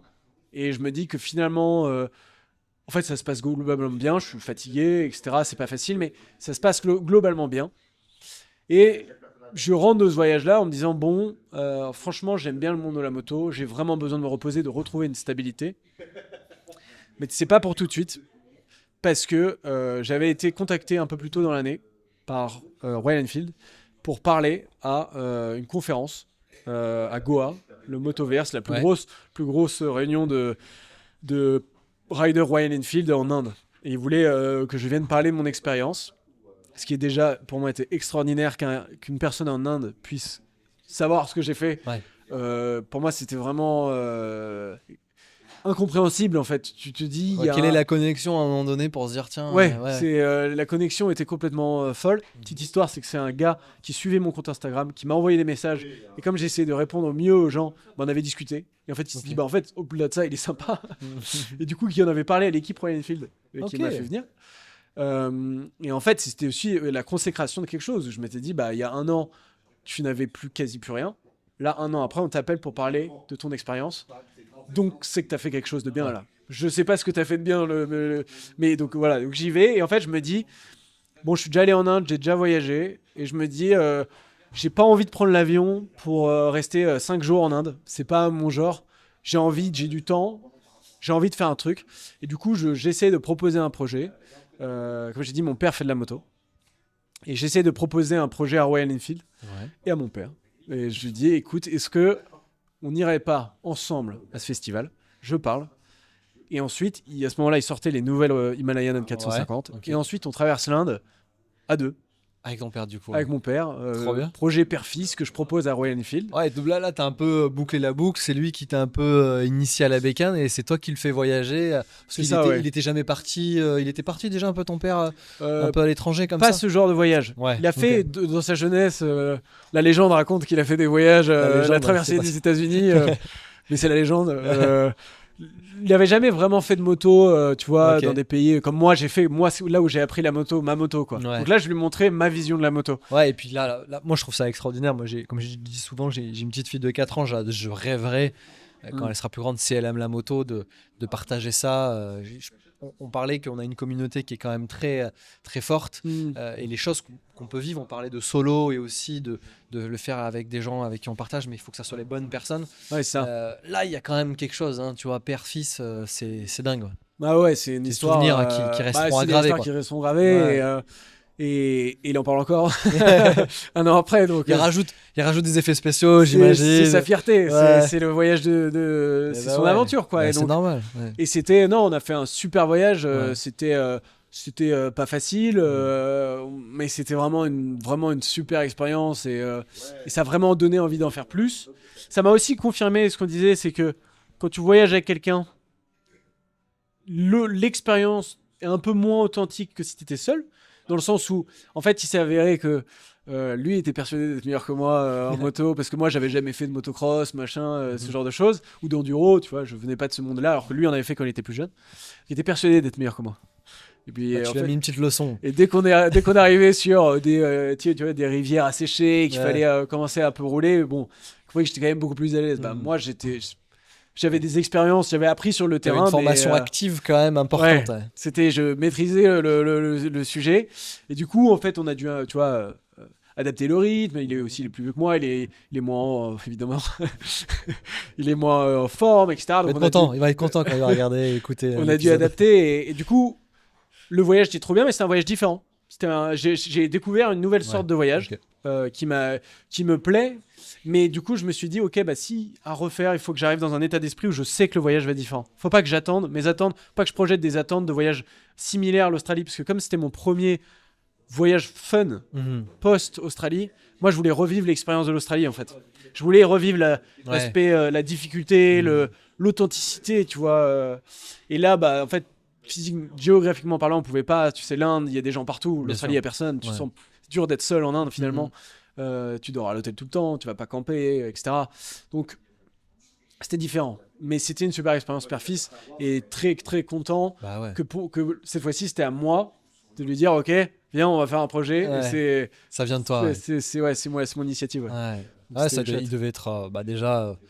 fier d'avoir réussi à faire ça parce que l'Inde c'est quand même particulier Ouais, hein, ouais. et de le partager avec son fils et puis peut-être de se laisser un peu porter parce que il connaissait pas du tout, toi tu connaissais déjà un petit peu, tu as l'expérience du voyage comme ça, un peu extrême quoi, donc ouais, ça Ouais. doit être une belle aventure. Mais tu l'as dit, c'est vrai que je pense qu'il faut réussir à s'adapter aussi sur les voyages. On peut pas peut-être par l'extrême tout le temps. Peut-être que des Mm. fois on peut lever le pied, le partager. Voilà, faut réussir à faire ça pour Ouais. continuer à vivre ces aventures. Et surtout que, en fait, dans cette volonté, cette idée de vouloir croître et tu vois, chercher toujours plus, Ouais. ce qu'on disait au début, aller chercher plus, à un moment, ça commence à manquer de sens. Mhm. Moi, je veux dire, même si tu vois, on parle de choses, on a l'impression que c'est extrême. Dans l'univers de la moto, ce qu'on fait, c'est pas extrême. Tu vois, on n'est pas des pilotes de rallye. Et donc, le truc, c'est qu'à un moment, si on veut progresser, la voie naturelle, si on va aller chercher plus loin, plus dangereux, ça va être. Dire, à partir du moment où moi j'ai fait la traversée d'un continent off-road, c'est quoi la suite, tu vois? Ouais. C'est aller chercher plus grand, plus dangereux, mais du coup, les risques deviennent Bien sûr. extrêmement élevés. Mhm. Et je pense qu'il faut aussi apprendre à. Moi, c'est un exercice que j'essaie de faire, c'est apprendre à faire des voyages moins dangereux et différents, mais de prendre autant de plaisir. Et justement, maintenant que tu as vécu ces différentes aventures, on sent qu'il y a eu des étapes, tout ça. On sent que ça s'est pas arrivé, tac, je vais faire l'Australie en 4 mois et demi et je vais faire 25 000 km. Ça c'est pas arrivé comme ça, il y a un cheminement. Maintenant, aujourd'hui, de par ce que tu viens de dire, par le fait qu'on va pas aller chercher tout de suite l'extrême, enfin on va pas aller chercher l'extrême et qu'on va le faire autrement, c'est quoi aujourd'hui un peu ton but ultime, ton rêve? Qu'est-ce que tu as envie de faire? Le but ultime, comme tu as dit, c'est trouver cet équilibre entre pouvoir vivre de ça et en même temps, je suis quelqu'un d'ambitieux. Je sais que je peux pas me contenter de vivre dans ma tente et travailler et voyager. J'ai envie de construire quelque chose, j'ai envie de bâtir quelque chose. Et là, l'objectif, c'est de trouver cet équilibre-là qui, a priori, n'est pas le salariat, n'est pas monter, tu vois, être entrepreneur à 100%. C'est un juste milieu. Et en fait, c'est essayer de faire ce parallèle en ces expériences de vie et pouvoir proposer quelque chose, des projets qui apportent une valeur et qui permettent de gagner de l'argent. Donc aujourd'hui, l'objectif, c'est de trouver cet équilibre-là. Donc ça, c'est l'objectif de vie, on va dire. Et l'objectif après sur les challenges, c'est en fait retourner un peu à la source de ce pourquoi moi, initialement, je suis parti à l'étranger. C'était pour l'aventure, la curiosité, apprendre des choses et me challenger. Et en fait, aujourd'hui, c'est vrai que la moto, là cet été, j'ai traversé l'Europe avec une vieille BM. Super projet, mais pas très challengeant. Ok. Et donc en fait, je me suis dit récemment, qu'il fallait que je me lance des défis plus challengeants. Je me suis dit, ok, on va aller faire. S'il faut faire plus challengeant, je vais traverser l'Afrique. Je vais faire Cap Town de Paris. Et en fait, je l'ai annoncé sur Internet. J'ai commencé à préparer le dossier. Mon ami Jack, pour le coup, que j'ai rencontré, était prêt à le faire avec moi. Et en fait, je me dis, mais c'est très dangereux. En fait, là, je suis en train d'essayer de faire toujours plus. Alors qu'en fait, c'est pas la solution. Ça va pas m'aider dans ma vie. Ça va pas m'aider à trouver un équilibre. Ça va pas m'aider à mieux me sentir, à trouver un équilibre stable pour les années prochaines, tu vois. Après, je vais pas faire de la psychologie de comptoir, mais j'ai l'impression, parce que finalement, tu me ressembles un peu dans l'état d'esprit, une sorte d'internel insatisfait, tu vois, à vouloir toujours. Mais moi, j'essaie de me le dire, je dis, bah ouais, mais en fait, c'est comme ça, c'est pas grave, je ferai toujours des trucs. Ouais. Mais c'est parfois frustrant parce que on est content sur le moment, on est content un peu après, mais en fait, il faut qu'on pense à autre chose derrière, quoi. Je pense que c'est aussi ça, la force peut-être de ces profils, c'est qu'en fait on n'est pas satisfait, donc en fait on essaie toujours d'aller chercher plus, ce qui nous permet de faire des choses qui, mis bout à bout, ont l'air impressionnantes, alors que fondamentalement on est juste Exactement. en train d'essayer d'aller chercher quelque chose d'un Ouais. peu mieux, peu mieux. Et là l'idée c'est vraiment ça, mais justement, j'essaie de prendre un peu de recul sur cette philosophie-là qui est, je trouve, vis-à-vis de ma vie et qui n'a pas été très saine. Puisque vivre 6 mois dans une tente, il faut savoir que j'ai perdu 9 kilos, Ouais. quand même cassé le poignet. Psychologiquement parlant, c'était pas facile le retour à la civilisation.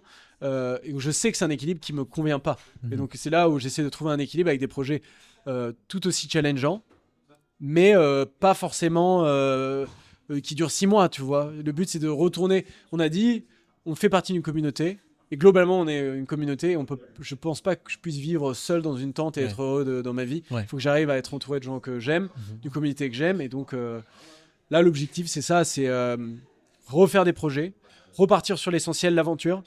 Ce qui inclut donc pas forcément la moto, tout Ok. le temps. La moto, comme je l'ai dit, pour moi, c'est un outil. Et si demain, les trottinettes électriques off-road commencent à exister et te permettaient de voyager en autonomie dans le désert, bah, tu me verrais probablement sur une trottinette électrique. C'est juste qu'aujourd'hui, je trouve que la moto est un des meilleurs outils qui existent. Et comme on l'a dit au début, bah, le vélo, le problème de la moto, c'est que on voit beaucoup de choses, mais il manque peut-être un peu cet aspect challenge physique. Ouais. Et moi, maintenant, mon point, c'est que j'ai envie de me challenger toujours plus. Ça, je continue, mais je veux juste changer la manière dont je me challenge. Et en fait, je veux potentiellement plus partir sur des projets d'aventure à vélo, ou à pied, ou même à la nage, pour pouvoir toujours chercher à me challenger plus. Parce Mais qu'il y a cette dimension physique que tu voudrais ajouter à ce que tu as déjà vécu en moto. Ouais, exactement. En fait, moi, ma vision de la moto, ma vision de l'aventure, c'est ce en quoi je crois, c'est que l'aventure est vecteur de développement personnel. C'est que l'aventure, c'est le meilleur moyen de grandir en tant qu'humain. J'en suis sûr, je le pense depuis que j'ai ma première expérience en fait au Cambodge. J'ai mûri, c'était un raccourci dans ma vie extraordinaire. Ouais. Et en fait, l'aventure pour moi, du coup, c'est comme je l'ai dit, c'est le challenge et l'inconnu.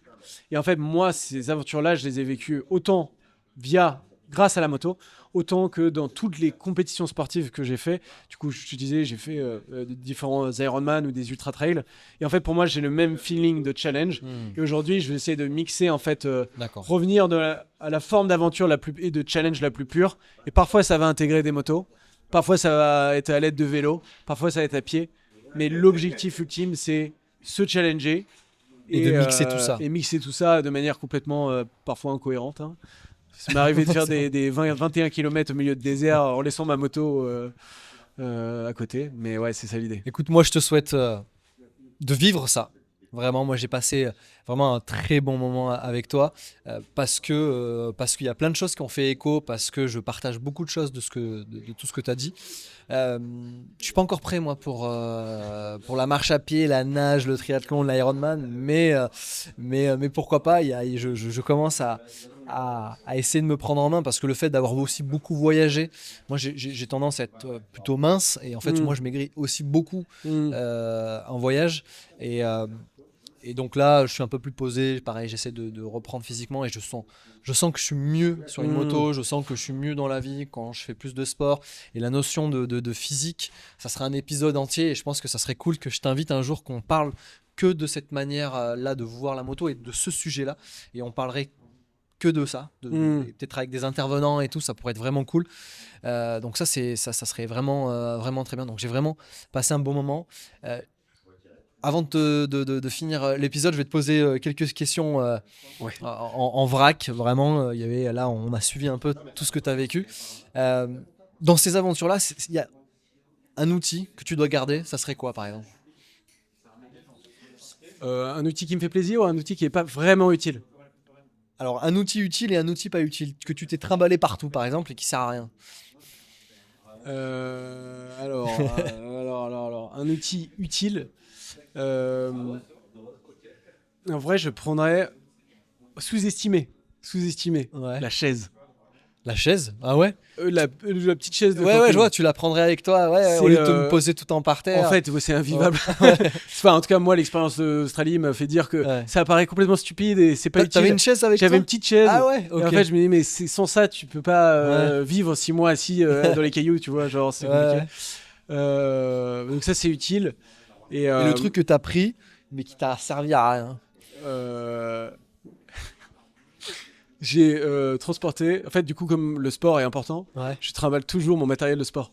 T'as pris des haltères avec toi ? Donc, j'ai des poignées de pompe et des élastiques. Et donc, ça m'est arrivé de faire des séances de sport au milieu de nulle part, tu vois, faire des pompes et accrocher mon élastique à un arbre. Ah ouais, ok. Mais en vérité, tu l'as jamais sorti ? Si, tu l'as sorti. Si, je l'ai fait au début, mais j'étais tellement fatigué à la fin que c'est resté au fond du sac pendant des mois. Ouais. Moi, il y a un truc, c'est comme ça en trip. J'ai emmené mes baskets avec moi en trip. Ah ouais, mais franchement, j'ai très rarement sorti parce que voilà, je suis cramé, tu vois. T'es Ouais. cramé le soir. Notamment avec Vintage, tu vois, t'as une gestion, tu connais, t'as déjà guidé. Et je me dis, ouais, le soir, je vais, un peu me détendre et tout, je vais courir. Jamais j'ai fait ça. Ouais, bah non, c'est sûr.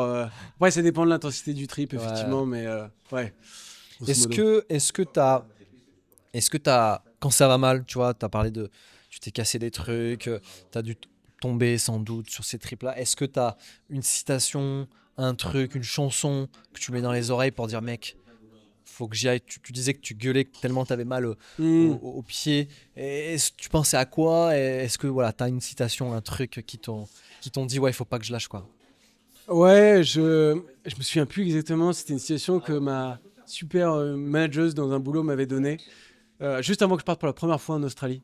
Et c'est il faut du courage pour vivre la vie dont on rêve. Je me souviens plus exactement Ouais, bon, on le sent nom. Et je me disais, moi c'est à chaque fois, je me disais, mec, tu vis ta vie là. Hmm. Genre, t'es pas en train de vivre la vie d'un autre, en fait. Hmm. Même si c'est désagréable, même si c'est, tu vois, c'est pas facile parce que les gens avancent. Moi, je galère en fait globalement sur plein de sujets. J'avance peut-être moins vite sur certains sujets. Au moins, je me dis, c'est ma vie, quoi. C'est ça que Et je veux. ouais. Et j'accepte du coup les galères parce que j'ai décidé que Ouais. ce soit comme ça. Est-ce que tu parlais de nutrition, de sport, très important, tu as perdu 9 kilos. Mm. C'est quoi le pire repas que t'es goûté, enfin que t'es mangé? Alors, c'est pas le pire repas. D'un point de vue nutritionnel, je veux dire, c'est très marrant parce que la nutrition est un sujet que j'adore, Ouais. qui m'intéresse énormément. Et je vais te dire, pendant 6 mois, mon déjeuner, c'était des cacahuètes et du Putain. beef jerky. Du C'est du genre de la viande séchée, non? de viande séchée. Ouais, ouais. Et ça a été pendant 6 mois. Oh putain, ouais. 6 mois de ça. Ouais. Et ce qui explique pourquoi j'ai perdu 8 9 kilos. kilos, Hein. ouais. 9 Ouais, kilos. j'imagine. Est-ce que ça va mieux en termes de blessures là? Parce que tu t'es blessé à chaque fois que tu faisais un trip, un truc. Est-ce que là c'est bon si moi je pars avec toi? C'est ok, il va rien à arriver. Est-ce que la malédiction ne va pas frapper C'est ça. Bah en fait j'ai 2 vis dans le poignet Ouais. à droite, donc j'ai perdu beaucoup de flexibilité sur la main droite. Ça continue en vrai à me faire mal. J'ai cru, les médecins m'avaient dit à la base que je ne pourrais jamais refaire de pompe. Ouais, parce que tu pouvais pas Ouais. prier comme ça. Et c'est encore le cas, j'ai beaucoup de mal Ouais. à le faire, mais dès que je les chauffe, j'arrive à tout faire. Ok. J'ai encore des douleurs, menisques et genoux, Ouais. et poignets, pardon. Mais bon, échauffement et Bon, ça le fait. on va casser la chaîne du mauvais truc. Un jour, on partira ensemble parce que là, franchement, sur tous les trips dont tu m'as parlé, alors moi, je pourrais peut-être pas partir aussi longtemps. Mmh. Alors, enfin, en tout cas, j'espère qu'à un moment donné, je pourrais, mais là, pour le coup, c'est un peu plus compliqué. Mais ouais, te rejoindre à un endroit, ça pourrait être énorme, mais on va casser la chaîne La chaîne. la chaîne du mauvais œil, tu vois. Euh, Est-ce qu'il y a quelqu'un que tu aimerais écouter dans ce podcast et on pourra à ce moment-là l'inviter en direct? Que j'aimerais bien écouter. Écouter et voir maintenant, vu qu'on est sur YouTube. Ah ouais. Attends, parce que moi je regarde beaucoup de contenu anglophone en fait. Ouais. Mais ça peut Euh, être. Alors, bon, j'ai pas encore le. Ah, J'ai un anglais qui est pas mal. Ouais. Mais voilà, après, si en tête tu as un anglais, enfin un anglo-saxon. Ah, moi c'est les mecs de Two Wheel, le mec de Two Wheel South Ok. qui a traversé les États-Unis, enfin l'Amérique, de Brooklyn jusqu'à Ushuaia avec son meilleur pote, avec la BM que j'ai acheté, la BM R65 GS. Ah, mais c'est un acteur, non? C'est un, non, c'est Ah non, je un, confonds avec. non, c'est pas les, Ouais. Conor McGregor. C'est, Ouais, ok, ok. non, pas Conor McGregor. Oula. Non, mais. C'est un gars qui a écrit un livre en Ok, fait, qui est trop d'accord. bien et qui m'a énormément inspiré. J'adore ce qu'il fait. Et il vient en fait à Barcelone. Il est espagnol. Ok, Il vit d'accord. entre les États-Unis et l'Espagne. Ok. Et ouais, je pense que lui, il a une vision de l'aventure qui est hyper authentique, hyper juste. Ok. Il est pas là pour le social media, tu vois. Il D'accord. est vraiment là pour. Trop bien. Bah, écoute, on lui envoie l'invitation et il faut que je skills mieux mon anglish, mais écoute, ça peut le faire un jour ou l'autre. Écoute, Clément, je te remercie. Comme je l'ai dit tout à l'heure, j'ai passé vraiment un bon moment. Je pense que là, on a parlé bien 2 heures et c'est passé comme ça. Donc, j'espère que vous allez ressentir ce sentiment-là et j'ai pas de doute sur ce que moi je viens de vivre en tout cas. J'invite aussi les ridecasters à suivre Clément parce qu'aujourd'hui, ton Insta, c'est quoi? C'est l'allemand Clément. Voilà. Et la 2L MAND. Ouais, j'invite vraiment parce qu'il y a du contenu vraiment quali avec des belles images et tout.